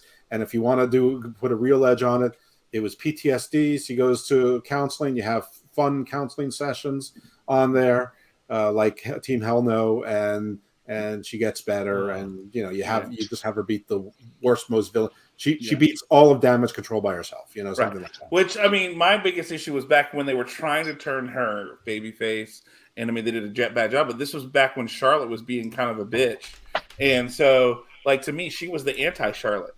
You had a whole way where you could have made her into a babyface because Charlotte at the time everybody hated and she was being a bitch, and you had an opportunity with a person right there, looked like Charlotte, built like Charlotte. I mean, looks great, wrestles, is a solid in the ring, and you had an opportunity for that to be a big time thing right there, and you shit on it. I mean, like I had hope for Lacey, but at this point, I struggle with what WWE can really do with her if they know how to do that. Which I mean is interesting because after this we had we'll talk about what happens in a second. But Jimmy, we had the segment with Jimmy and Paul, which this picked up for me a little bit because now Paul kind of mentioned what you talked about earlier. It was either Chris or Jeff. I can't remember because, CTE, I guess. I don't know. Playing football was a hell of a thing. And being a catcher in baseball is a hell of a thing. So where Paul comes in and he was like, hey, like, I was out in the ring by myself, and Sammy, where were you guys? I was by myself, and like, what's going on? I'm by myself. Am I not a part of the bloodline? And they make that reference, and he talks about there's nobody here, that Roman's not there, and Solo's not there, and Jimmy doesn't know where Jay is, and but he's gonna be there. He's gonna be there, and so then right after that, we have Adam Pearce makes the match for Sonya Deville and Chelsea Green, Chelsea Green doing this Karen character, which somebody brought up. What if we put Chelsea's Karen character teaming with Lacey? That's not going to work at all. That's not. Although it could actually, John. Could it? First of all, Lacey, I think, is an underrated talker on the mic, in my opinion. I think she's got a good way of the way she delivers her promos. If you're adding Chelsea Green, it could work. The only difference is you got to turn Chelsea Green into a more serious type of character. Because so Lacey's the current kind of character opposite. wouldn't work. Right. That's Right. it, No. right? Yeah. Because like honestly, the two characters wouldn't mix Right. at all. Not You put right those now, two right. characters together, and Lacey Evans' character basically just beats the shit out of Chelsea Right. Green. Right. You're Make it fucking work, annoying. though. Fuck you. Yeah, and so then They both hate society. They're both Right. mad at society for failing them. But Right. I think right now you get over Lacey Evans. I mean, the thing about Lacey Evans is she has a nice, simple, easy to understand character, something that's very lacking in modern wrestling. And it's so simple, I think it's almost shocking to us to do it. I think it's She's a perfect. Yes, throwback, it's my in a way. bias, but I don't think you put her in a tag team just yet. By the way, when we were talking about tag teams earlier, everyone was talking about WWE doesn't commit to tag teams. That was a Vince thing. I think under Triple H, they have very much committed to tag teams. And I'd say that there's somewhere like 12 to 15 tag teams. They're not all doing great. I mean, we're including Los Lotharios and Hit Row in that number. But you need teams to lose, too. But you've got the Hurt Business coming back. You've got Imperium, Legado de Fantasma to join the Usos. You got the Brutes. I think Sheamus and Drew is a top team tag team that when the Usos drop it can carry and still be a top team act. So I don't think this is a bad thing for them. Or if they go with the Imperium gets involved and then what's rumored to be a WrestleMania match of Gunther, Sheamus, and Drew in a fatal three-way. I don't know how they get there quite yet. That is also in a highlight. People are saying Brock Lesnar might be there. Who knows? Whatever. But I think that everyone can't be at the top of the card all the time. I think that's like a wrestling fan thing. You need 7,000 promotions for that to be the case. But I think Jeff, I think my biggest issue is we didn't need Drew and Sheamus as a tag team. We had enough tag teams. We didn't need to add another one and take two guys from the main event scene. That was my bigger concern, was that we're pulling these guys from a main event scene, which is lacking, especially on SmackDown, to put on a tag team, which Sheamus is already in a faction that has a tag team that, again, needs, Brawling Brutes, they're middle of the road, they can lose. We had some other teams that could carry, but we're not allowing that to happen. So I guess that's my bigger thought on it. But but the other thought, if you have main eventers as a tag team, you can make tag teams your main event or your penultimate. And the Usos versus the Bangers is a main event team. When the RK Bros come back together, they could be that as well, or Judgment Day if it's the proper combination of them. Sure. I'm just saying that I don't think this is a bad thing for Drew. Actually, I think Drew, who we like to say is in the main event scene, but he's sort of like WWE's Hangman Adam Page. People think they care about him, then they don't. I think actually being with Sheamus and their friendship, I think it helps him. And once he gets another belt around his waist, then we'll remember seeing him with a belt. And I think this will actually help him. And I think everyone wants to see Sheamus get that Intercontinental Championship, even if it's for 3 days. just so that he has the Grand Slam. But anyway, I know that I'm taking us backwards in the show, not forward. No, that's fine. So we do see Adam Pearce as Sonya Deville and Chelsea Green make a match with Liv Morgan and Raquel Rodriguez because they want to be in the chamber. And again, Sonya Deville is a Karen, but doesn't want to admit that she's a Karen because Chelsea Green comes in as a Karen and doing what Sonya Deville is doing. And the line that popped me though was she's like, "Oh, I have facial amnesia," and like because she's like, "Who's the SmackDown general manager?" And Adam Pearce is like, "Me. I'm for both." She goes, "Oh, don't talk to me like that. I have facial amnesia." And I mean that right there popped me of that whole idea of like I don't remember who you are, and like. Can you believe how he's treating us? And Sonya was like, "Oh, I'm not in this," but yet she's doing the same exact thing that Chelsea is. Which, when Chelsea commits to a character, I have to admit, I love it. She does a great job of committing, and boy, this Karen character has been, I thought she's done a really good job with it, knocking it out of the park. So we get that segment where they do that. So then they end the first hour with the Usos versus Braun Strowman and Ricochet.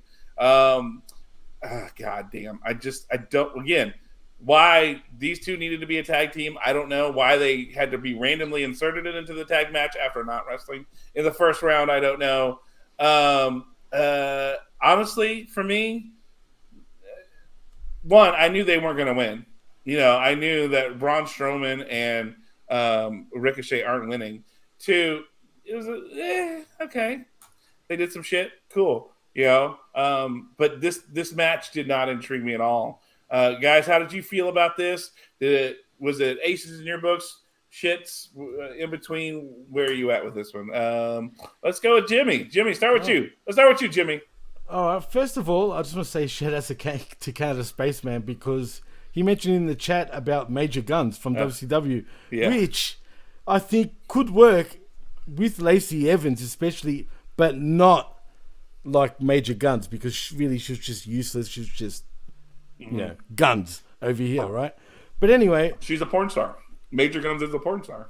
Boobies. You yeah, you can go on Twitter and still find her as Major Guns. And she's, bazookas. Yeah, those are bazookas. Bazookas. Yeah.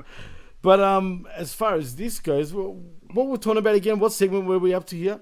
The tag match. The tag title match. Oh, with Sonya Deville and Chelsea Green. No. The tag title match with the. Welcome to the show, Jimmy. Yeah, no. I thought it was still there. No, sorry, because I was just doing something for a second. But anyway, with Strowman and Ricochet, right? Yeah. I agree with you, John. I remember what you said now, come to think about it.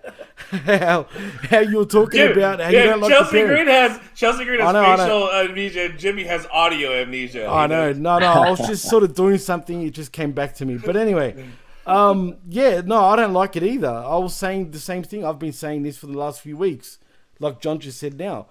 Why do they need to be paired? But it goes back to what I said earlier. I feel like they're stalling with a bunch of these guys until they get the belts off Roman because right now, no one's going to get the belts off Roman. Let's be honest, right? Mm-hmm. Up until, I guess, Cody. And then from there, I think we'll see a lot of things opening up for Braun Strowman and, I guess, Ricochet. But really, ever since Strowman's been back with the company, what have they done with him? Honestly. They've done nothing. They've just stalling with him until they figure out what to do with him. Because that's the whole bit, though. He's not a main eventer. He is an attraction. He's not. Right. He's not a wrestler that you go and expect a belt on. You go to see him do pick up heavy shit or tear down. He's Kane. Yeah. I mean, he's not. He's an attraction. He's not. The draw. He's a side piece. That's that. It's the opportunity for Ricochet to jump off him and do shit. That's the whole bit. This is, you took two guys who are gimmicks, who are opposite ends of each other, and they had a beef on Twitter, and you put them together, and look, that's fun. Let's make this a tag team now. Kind of thing. And that's what it was. And so he doesn't get a belt. If he does, he's not going to last long. We've seen that. I had the tag belts with an 11-year-old. I mean, he brags about that because that's who he is as a wrestler. He's a gimmick. And he's an 80s throwback in many ways too, John. I think. He really is. Yeah, he really is. So, but, anybody else? Comments? Thoughts? Yeah. Okay, cool. Absolutely. Yeah, absolutely. Actually, I thought that they missed a really, really great opportunity to do something intriguing and interesting in this tag match. I think that the best booking, the best possible booking for this tag match is Jay doesn't show up. Jimmy has to do it himself. He looks like he's going to lose. All of a sudden, Sammy comes out of the crowd, hits a hell of a kick. Jimmy gets the pin. Jimmy wins. Sammy walks away pointing at him saying, I got you. I got you. You know what I mean? Then you got Jimmy and Jay both going, well, what the fuck do I do now? Yeah. Obviously, this guy has our back. Obviously, this guy really cares about us, right? Unlike our cousin, who's only ever beaten the shit out of us and told us what to do and made us go do things, this guy's actually had our back every single time. So now you've got Jimmy and Jay going, well, I don't know what the fuck I'm going to do next. I don't know what the fuck I'm supposed to do in this situation. You actually could have created a lot of intrigue moving forward with something like that, and they just completely dropped the ball on it for, oh, there's Jay. Yeah, but keep in mind, it was Jay and Sami Zayn that were actually getting mistreated by Roman Reigns, if you remember. So that's why I get it, why they're doing this in the first place. But as far as Jimmy goes, Jimmy turned on Sami Zayn, so you know what I mean. Like I don't know if it makes sense. I like it though. But it would make sense because Sammy wants the bloodline to stop following Roman, right? And he's been saying, I'm not a rat. I'm not against these guys. I'm part of this family. I love this family. I just don't love what Roman's doing anymore. That's his character, and I think that would have really created a lot of intrigue and tension. And they just completely missed the ball for doing the most simplistic and easy possible outcome. Right. And there's Jay. And I think, honestly, guys, because I see this is my job, is I deal with victims of abuse. Jimmy and Jay are victims of abuse because of what Roman has done to them. So this is kind of like when someone outside calls out the abuse, they're like, no, it's not. And then something happens where they begin to see, oh, wait, this is really what they were saying this whole time. Oh my God. And so having, like you said, Chris, having Sammy do that, this is now that wake up call for Jimmy, because Jimmy's now in the bubble. He's now in the bubble of, oh, well, Roman really, at the end of the day, he's going to take care of us. He's family, because a lot of times with abuse, it's family. And we don't recognize that because they care for us. When I deal with kids on a team, in our team program on a regular basis, they don't recognize abuse because this is what mom sometimes and dad, daddy's nice to me. Right. Or sometimes daddy gives me an ice cream, or sometimes, and so having this tells a more intriguing story, in a real story, in that all of a sudden this outside person who truly cares, who wants what's best for you, because that's what I am a lot of times. And I tell these kids, I don't know if they're like, you're in an abusive relationship, but hey, this is what a healthy relationship looks like. This is what well, my dad does this. Well, that's not the healthiest thing. And you're trying, but my dad doesn't mean anything by it. He's fine. He's fine. And you're doing the same things. And then all of a sudden something happens, and the kids who have been learning about how the relationships go, that, oh, I'm not in a place where I really need to be. This does that. And now you have Sammy saying, no, I really did that. And so you're making that turn, and it becomes even more intriguing, because you know what? Sometimes, on average, and I know I'm doing this because it is Teen Dating Violence Awareness Month, so I'm throwing in a little bit here, but it takes a person in an abusive cycle 7 times of wanting to leave before they will actually leave. That's the average number. Some people stay with you, which means a lot of people stay a lot longer. Yeah, and so that's the story we could be telling here, and we could be doing that, and it's the small, simple things sometimes that WWE doesn't do, and they go the lazy route instead of the good route. This has been good, but they're getting to that point now where it's like, we're just going to do the simple, lazy route rather than the good route, and maintain what we have thought has been the best storyline that's been going for a long time, and it has been. All right. So, Jeff, thoughts? Yeah, I think Chris's version is very clever. Basically, it's pretty simple. Sammy's, I never betrayed you. You all betrayed me, but I never left you, and I'm still with you. I think that would have been really cool. But as someone who likes the pairing of Braun Strowman and Ricochet, and a much easier way, more WWE, not better, but more likely WWE way to do things. I thought it was going to go in a different direction, which it didn't. And the way I think we can all agree the way that it went was sort of anticlimactic. It wasn't all that interesting. But to answer Jimmy's question just real quick, is what are they done with Braun Strowman? First of all, he's been the most successful return to WWE there is, except for maybe Bray Wyatt with merch. What have they done? He's had an Intercontinental Championship challenge, which he has reestablished himself as the giant in WWE by beating Omos in a match and then eliminating Omos easily in the Royal Rumble. And now he's won a tag team tournament and was in a tag team title match. So that's doing something. So yeah, but everyone can. I know it is, but everyone can't win. So back to this match. I'm one of the few people who actually thought that Braun and Ricochet were going to win. Not because they're the better team, but because they have been getting over, because of this the history they have on the internet that people knew about, the contrast in styles, which was interesting, and people liked having Ricochet do offensive moves off of 6'10" Braun or whatever, however big he is, and Braun doing the power moves. It was a classic team where the underdog babyface takes all the offense. He comes back and just gets the tag in, and then the heater, cleans it up, and then they do some, exciting aerial moves to win. Cool. I thought they were going to win to further the bloodline falling apart story, in that the Usos would lose one way or another, either because Sammy cost them, or because Jay didn't show up, or because Jay's heart wasn't in it, or whatever the case may be, or Roman came up on the screen and was berating them on the Jumbotron.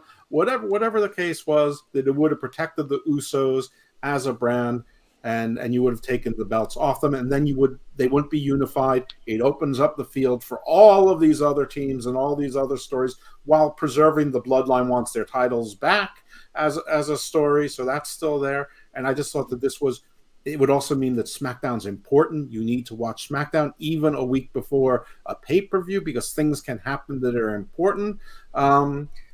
But it didn't, and such is life. And again, I thought that was part of the laziness of this, is just keeping the titles on them and just going for the cheap thrill of Jey Uso showing up, before the forfeiture in the crowd with the spotlight and everyone cheering him. They cheer the heels, not the faces.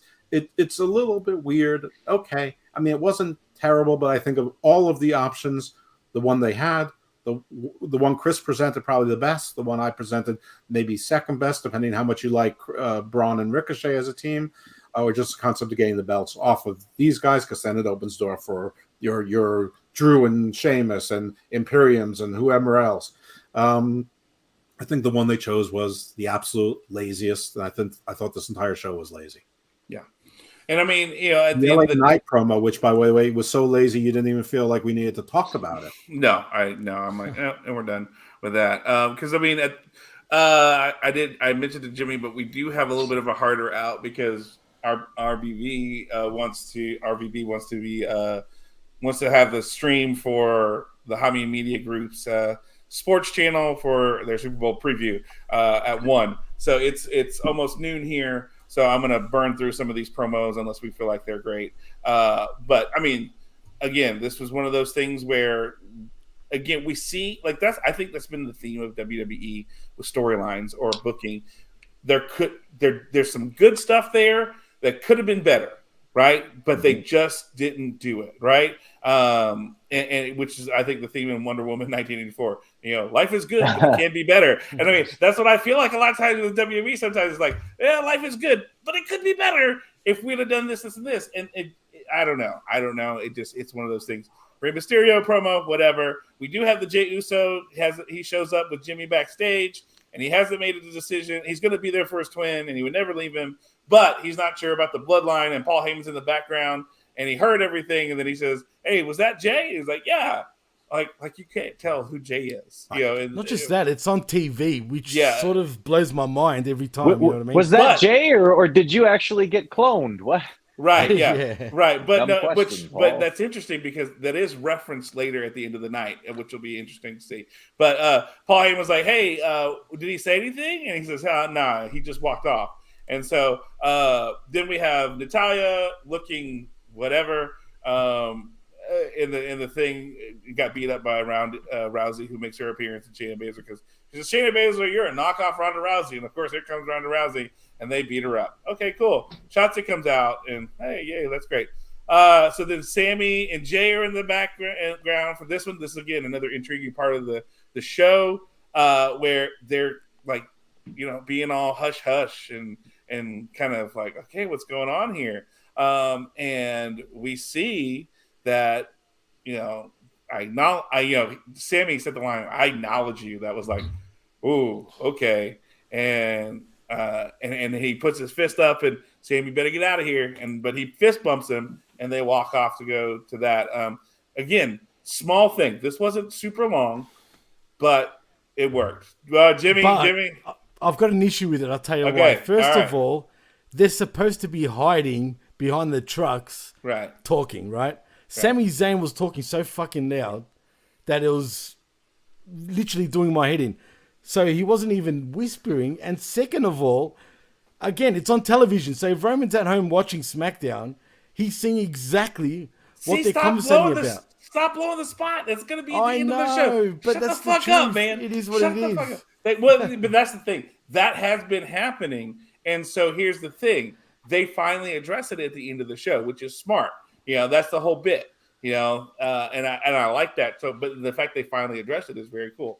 LA Knight got blown over, whatever. Yeah. And then, do we need to talk about Sonya Deville and Chelsea Green versus Raquel and Liv? Do we really? Not at all. Jimmy cracked corn, and I don't give a fuck, right? I mean, my son literally goes, "Oh," and walks out the room. He had, 17-year-old boy doesn't want to look at half-naked women, because he's like, no, I don't get it. I don't like it.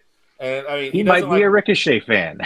no, he is not. No, trust me. I've seen the anime statues he has in his room. He definitely likes them. But no, he doesn't like. He doesn't find Liv intriguing. He thinks Raquel is boring. I agree, mind you. Raquel is boring. Sonya, he doesn't get. And Chelsea Green, we saw her at Impact when they had tapings here, and he's like, yeah, she's cute and all, but whatever. And so he saw the character, and he was like, meh. He had no interest whatsoever. So if WWE, if you can't keep a 17-year-old boy's attention with half-naked women, you got a problem. You need to address it in some way, shape, or form. But I'm glad we're not talking about that because it was terrible. And then our final, entrant into the four-way. Oh, it's Madcap Moss and Emma, and apparently Emma has got him looking great for the four-way. Yay! Who cares? I don't care about that. Michael Cole sat down with Charlotte Flair. I don't care about that. Who gives a shit? And so we end the night with I'm giving some compelling recap here, but exactly what it deserves. Yeah, we have a four-way Intercontinental Championship Eliminator match with Karrion Kross, Madcap Moss, Santos Escobar, and Rey Mysterio, and they fuck this up. They fuck it up so hard. How uneventful was this main event? Just quietly. It's got to be the shittiest main event that they've had on SmackDown in a long time. This was awful. It's a four-way. It's a four-way. That's supposed to be something. Well, what does that tell you for 3 out of the 4 guys, pretty much? Oh, they're fucked. That's what I'm saying. You know what I mean? This was garbage. Hot garbage. Yeah. Like, how does Madcap Moss walk away with the win in a match with Karrion Kross, Santos Escobar, and Rey Mysterio? Like, for fuck's sake, really? They're really? Subverting your expectations, John. They're no. Look. My thought is this: Walter's not losing the title next week in SmackDown, no. And they don't want to burn these other 3 guys. So let's burn Madcap Moss because that's what he's there for. And I get that. So then why the fuck have this match? Then why burn these 3 guys in this fatal 4-way? They burn everybody, essentially, when you think about it, other than Ray. No, well, he took the pin. But but he's fine, though. Listen, right. This match was atrocious. Everyone said it. But let me just suggest this. You could have had the exact same result and forwarded story. So apparently Karrion Kross is targeting Ray. Well, we didn't really see that in the match. So how about this? Karrion Kross get somebody in his choke slam or his choke out or whatever that is but his head is too far to close to the ropes, and Ray uses that opportunity to do his 619 on Karrion Kross while he's putting the choke out. Don't think logic, Jeff. On someone else, whether it's Santos or Madcap, doesn't matter.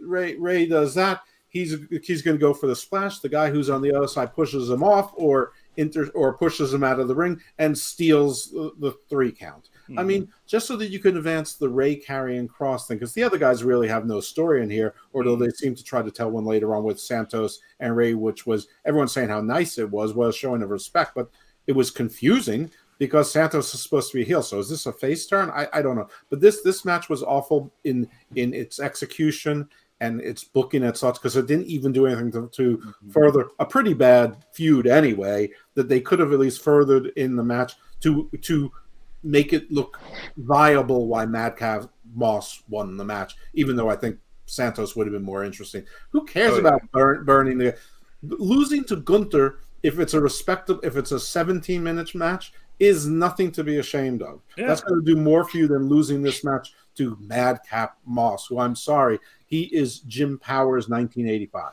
Yeah. And I mean, they had those moments. Santos Escobar, I think, despite being a heel, I think it was more the respect thing because Ray is a lucha legend. You know, like I don't care who you are as a heel, especially in Mexico, they're not going to disrespect Ray. You know, I mean, that's the godfather of who put lucha on the map for the American audience. And again, I like Santos Escobar. He is what Andrade couldn't be.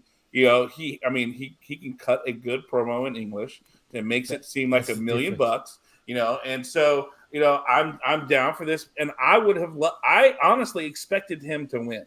You know, like so they had that moment where I think Kross in the beginning tried to go for Ray, and then Santos interfered, and both Ray and Santos went after Kross, which made sense because hey, at least we're both Hispanic. We're both Mexican. Let's stand up together against the white mystical assassin. I did like though that Kross sort of pushed back on Escobar and said, "Hey, I don't care. I was lucha too." Right. Yeah. That made me laugh a little bit. Well, Kross is Puerto Rican, was in Mexico just quietly. Sorry. Oh, is he really? Yeah, Kross is Latin. Okay, I didn't know that. Yeah, but nobody knows that. Nobody knows that. Doesn't look, act, or you know. Well, you know, I mean, I know, like I saw that I follow somebody on TikTok, and she is white with ginger hair, but she was born in Mexico, and she speaks English. She has an American Canelo dad. Alvarez. Yeah, Canelo Alvarez. You know, I understand that, but it's like, he hasn't. It's not like it's been a part of his. It's true. Character. His character. We're all mutts, but yeah, it's obvious. He is Latino. Yeah. So, you know, but I think to me, like there was so much more that could have been done. And this is, again, Santos Escobar is another one of those guys. He can be a great mid-card intercontinental title holder, could be somewhere, and they just keep, I don't know what that they feel the ceiling is, but they keep bumping it, and he's not getting there. And this was an opportunity to really, for him to showcase what he could have done with Walter. I mean, that match next week, if it had been Santos Escobar and Walter, I'm tuning in. Now, guess what? Yeah. I'm gonna find something to do. I'm gonna get a date or something. I don't know what I'm doing, but I'm gonna do something. Not watching Friday Night SmackDown now because it's the SmackDown before Elimination Chamber, which means dick's gonna happen, you know. And so, why am I gonna watch now? What's the point? I don't give a shit. For this show the next day. Well, yeah, there's that. Then I could just watch recaps and you know, watch the 30-minute recap on YouTube and be good. Which is probably what's going to happen because I'm just not feeling it. I gave last night a shot. I watched last night. I was there from the beginning to the end, and I was like, could I have gone on a date? I could have, but I was like, nah, not feeling it. You know, I'm gonna watch. I'm gonna see. This is, you know, let's watch. Oh fuck! I should have gone on a date or something. It's too close to Valentine's Day, so you probably made the right choice. Nah, no. I already established with people that I don't do Valentine's Day. It's stupid. If you need a day to express your love to somebody, then you're doing it wrong. So, fuck Valentine's Day. You know, I celebrate Half Price Candy Day, which is the day after Valentine's Day. So, fuck yeah. You know, can I get a big chocolate heart for 50% off or 75% off? Yes, I do, and I will eat all that candy in a sitting because I can't. Sponsor us. Sponsor Yeah. us. Oh, there you go, Pharaoh Share. One of my favorites, Russell Stover. You know, hey, come on, bring it on. So yeah, we agree this was a terrible match, but this doesn't end the show. What ends the show is this, which is what Jimmy keeps blowing the spot on. Jimmy, you know, so they come to a backstage where Jimmy Uso standing by himself, which I'm assuming there was a TV that he was watching, because the way he was standing was like, it looked like he was watching TV, but it also looked kind of Children in the Corn weird the way he was standing. You know, I didn't get it. But Paul Heyman comes from behind, which again was a weird approach.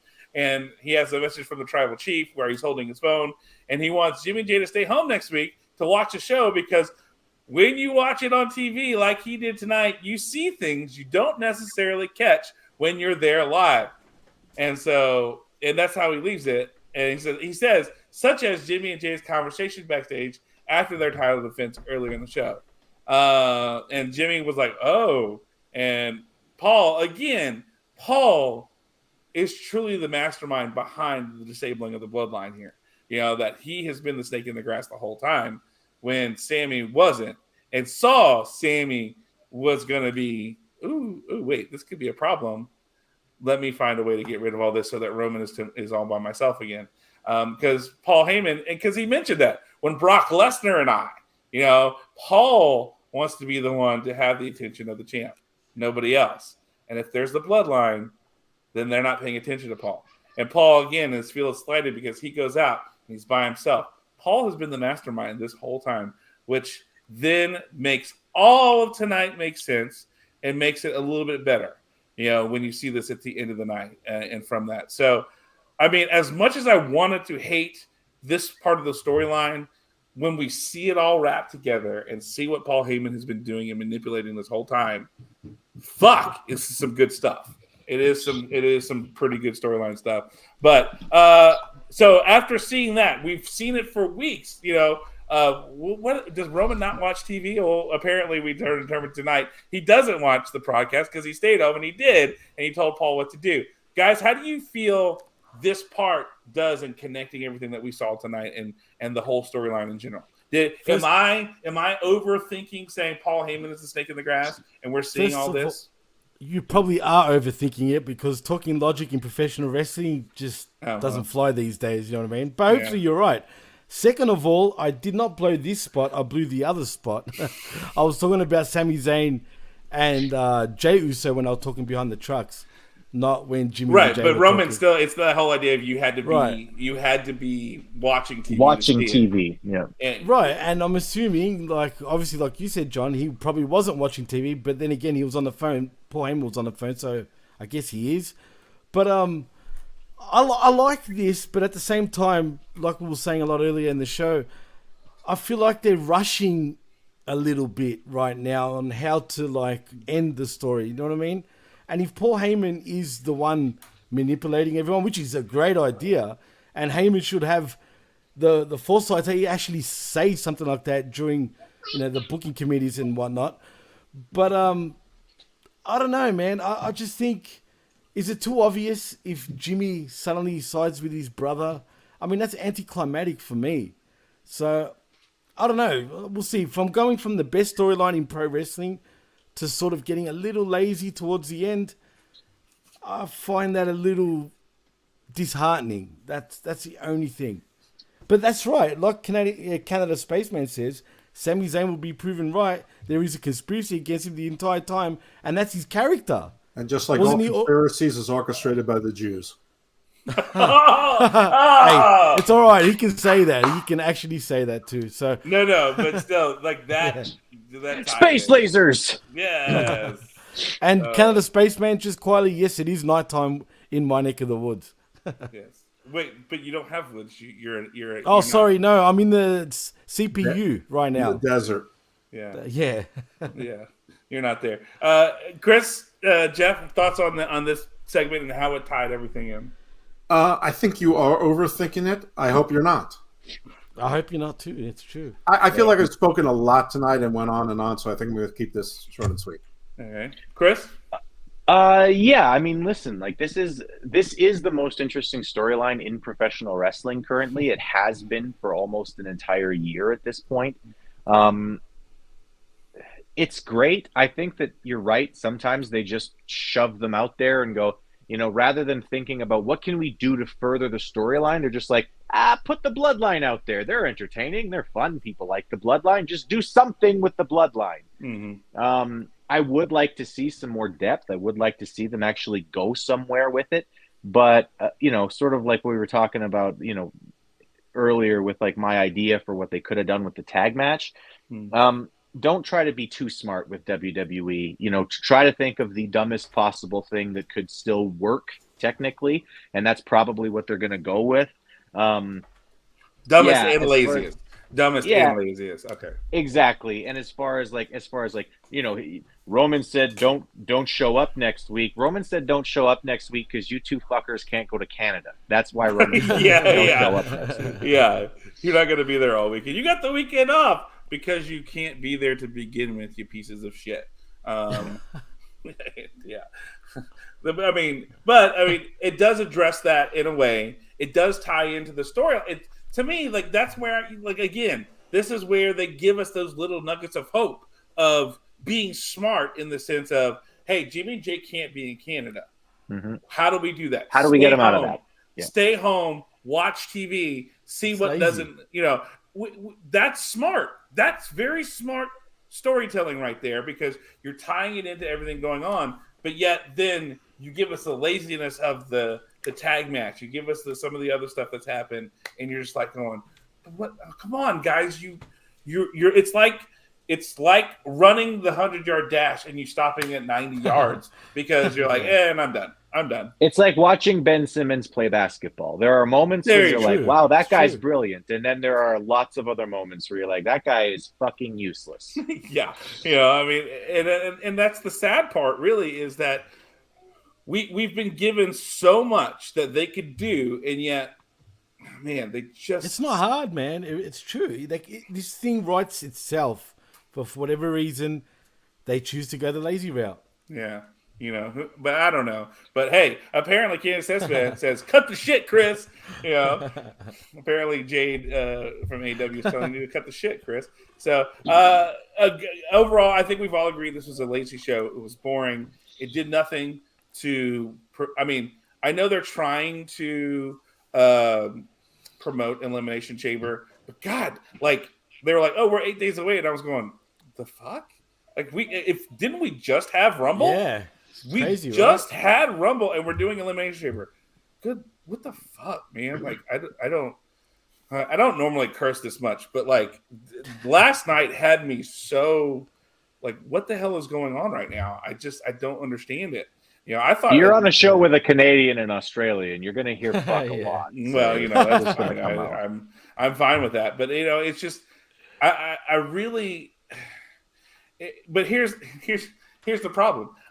Watching New Japan is not a regular thing for me, so I don't get to watch my favorite wrestling. And then my other choices. Tell them that, John. Well, they're very anti New Japan. These two. That's all I have to say about that. You want to say it? That's all I say. But my sashimi, taco, sushi versus who? Who's Minoru Suzuki, fucker. Fuck you. Do that again. So I did get to meet Minoru Suzuki. Me and my son. We got a picture with him. He signed a poster that we made, and he did a show. New Japan Strong came through in Dallas, so we went, and Lance helped us get tickets, and we were up front and stuff. And we had made a sign so he brings Suzuki by. And did you accidentally step on him? No, no. He's a taller Japanese man. He's about my height. So I'm thicker than him, but he's about my height. But he finished the match against Tom Lawler and Royce Isaacs, and they beat the shit out of him. And Dirty Chris Dickinson at the time was with New Japan Strong and came out and wanted to face Suzuki in Philly, and does the whole promo. Suzuki's just looking at him.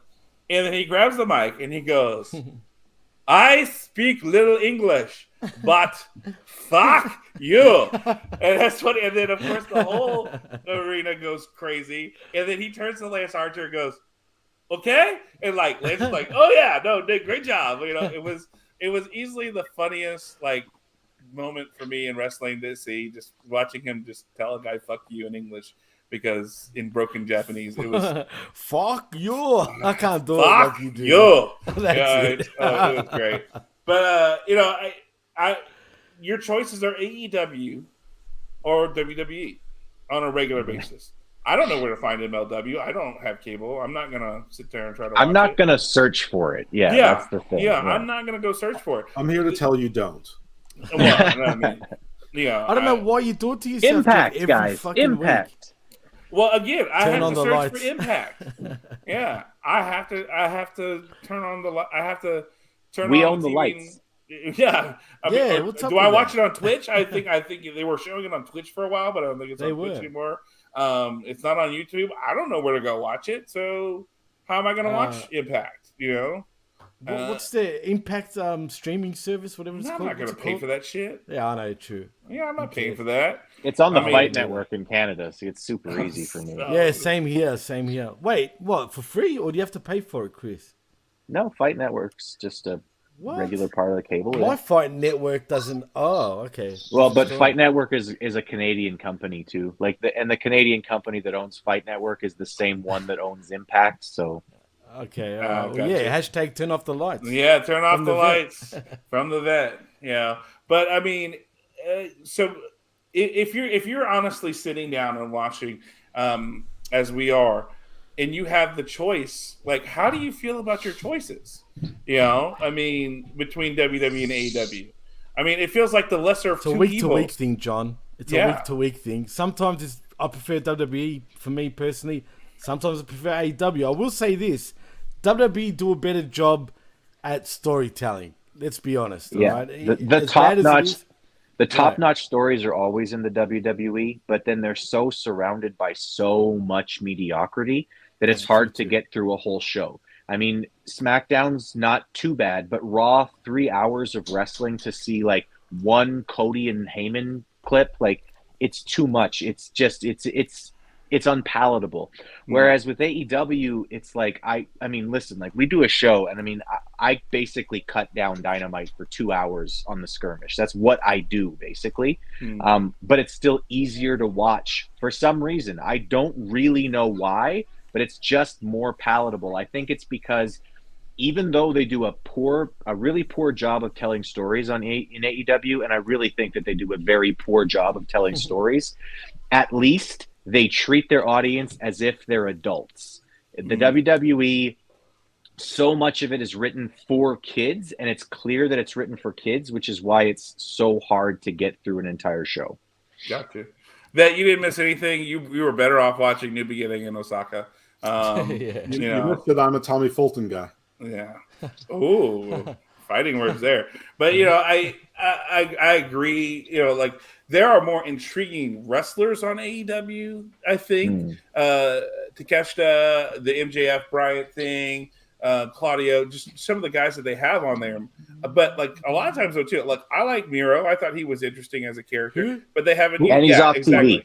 Yeah, he's Who's off that? TV. Lance Archer, intriguing as a character. He's off TV. Off TV. Yeah, I mean, The but author of the Book of Hobbes has writer's block, apparently. Oh, what Yeah. happened to him? He has writer's block. There's nothing left to write. right. I thought he was still walking. You know, I mean, there's so many things that are out there. You know, the whole Billy Gunn to claim things that. What a dropped ball, by the way. If they would have just paid Chuck to come in for like a 2-week run to just be like, no, I'm their real dad or whatever. Right. It would've Yeah, been man. fucking- We've Don't said worry, that- boys. I've got We've you now. said Yeah. that. Yeah, we've said that so many times on our shows. Yeah. They should bring back Chuck Palumbo into the storyline. It makes sense. He should come and say, I was named your godfather. This isn't the Yeah. traditional use of Yeah. it, but since your father's abandoned you, boys, Absolutely. I'm going to take a. That would be great. You're Yeah, It exactly would right. be awesome. It would be As- totally as- great. Yeah, This You know, was for a bad SmackDown. Let's just point out that in this SmackDown, you got promos from Madcap Moss and Emma, Natty, and Shayna Baszler. They gave time to those 3 promos. Yeah. And Oh yeah, and Rousey's back too. I love By the way. Shayna. I love Shayna Baszler, but she needs to be a killer in the ring and Yes. shut up. Yes. We need her NXT run on the main roster. I mean, do. she was Yeah. awesome on NXT, but Yeah. yeah, promos she are there sucks. to promote, not promote sleep.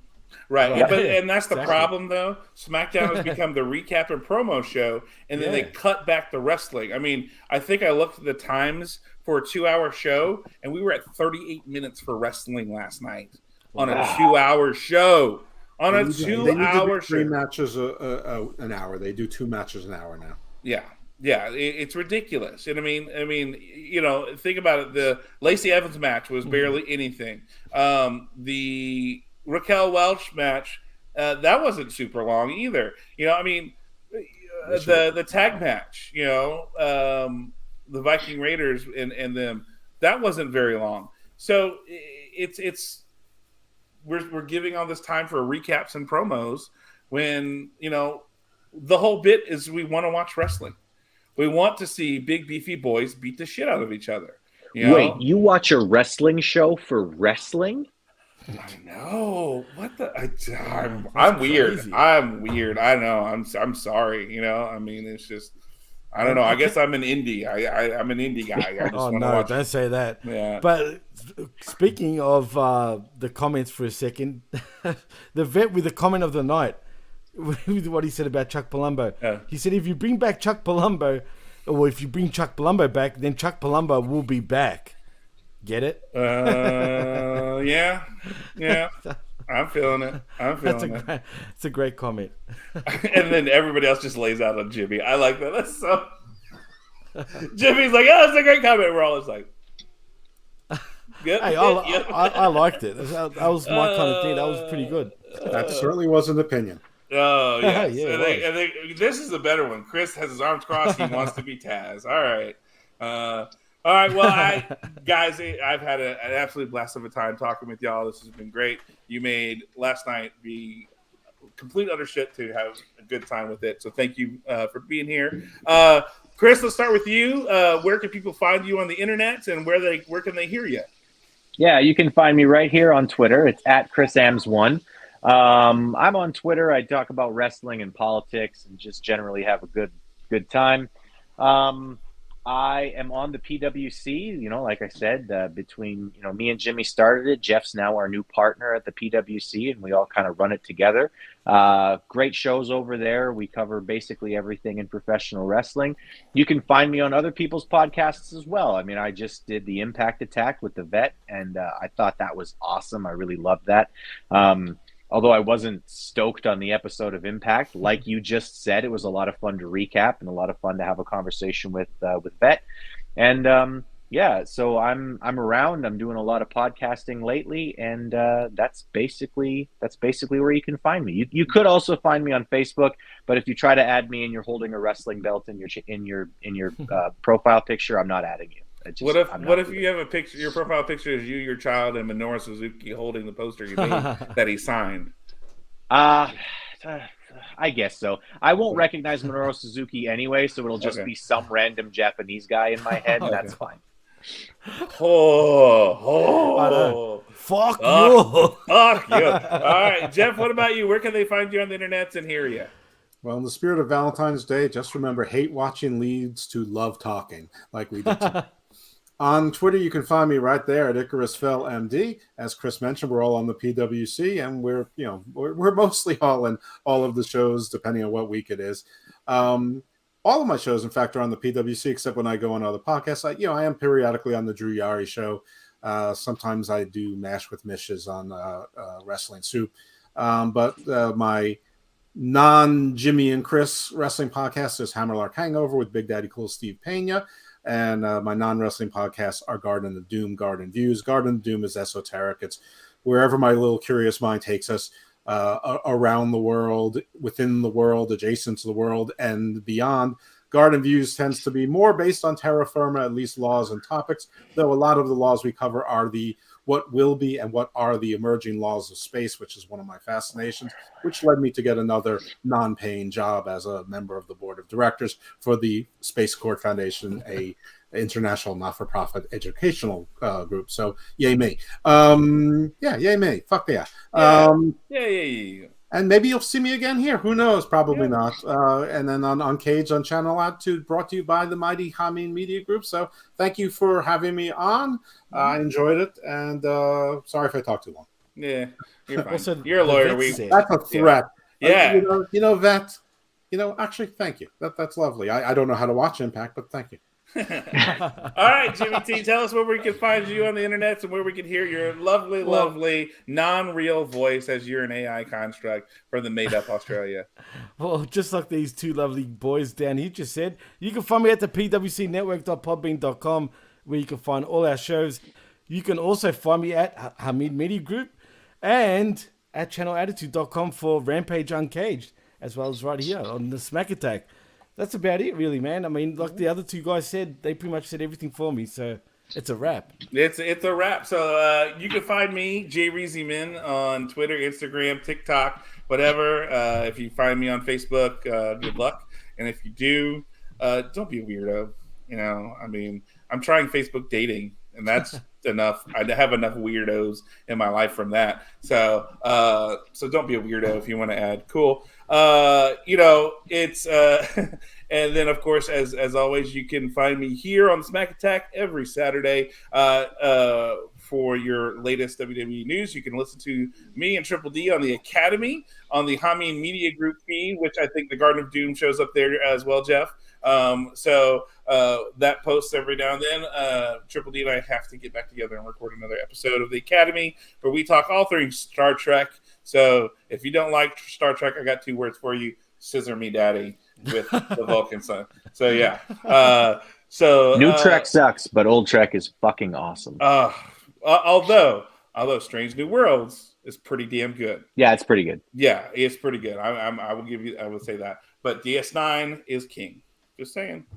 DS9 is king. So any Trek stuff, you can find us there. Of course, this show is on Channel Attitude, so we're thankful for everybody on Channel Attitude for letting us be on there. Ben Hameen, Vince Russo, everybody who allows us to be there, to be the show of the people. We know that you could be paying for things like, Ben and Stevie and other things like that, but the fact that you listen for us as well, we appreciate that very much, because Absolutely. This is the show of the people, for the people, by the people. One other thing, it is February, so I'm going to pitch this every time I'm on the air. It is Teen Dating Violence Awareness Month.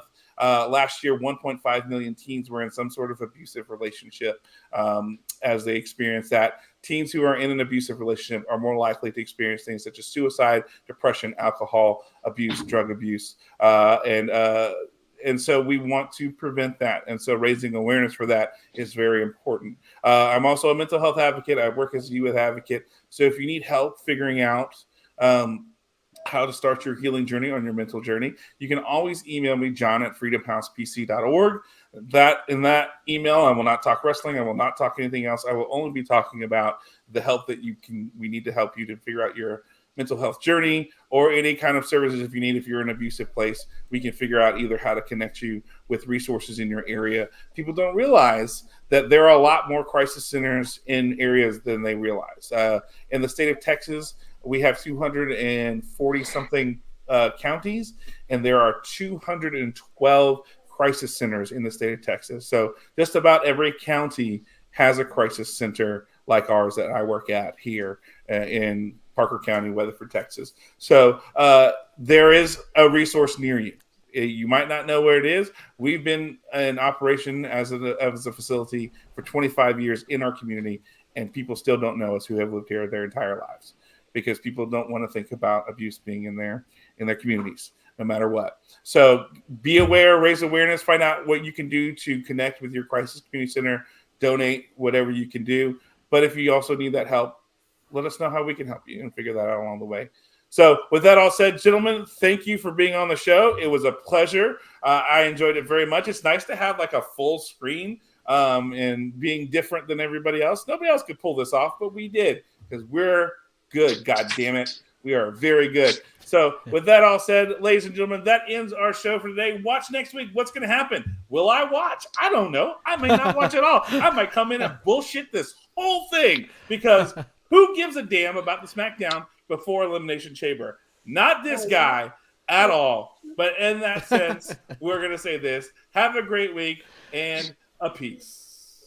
See you.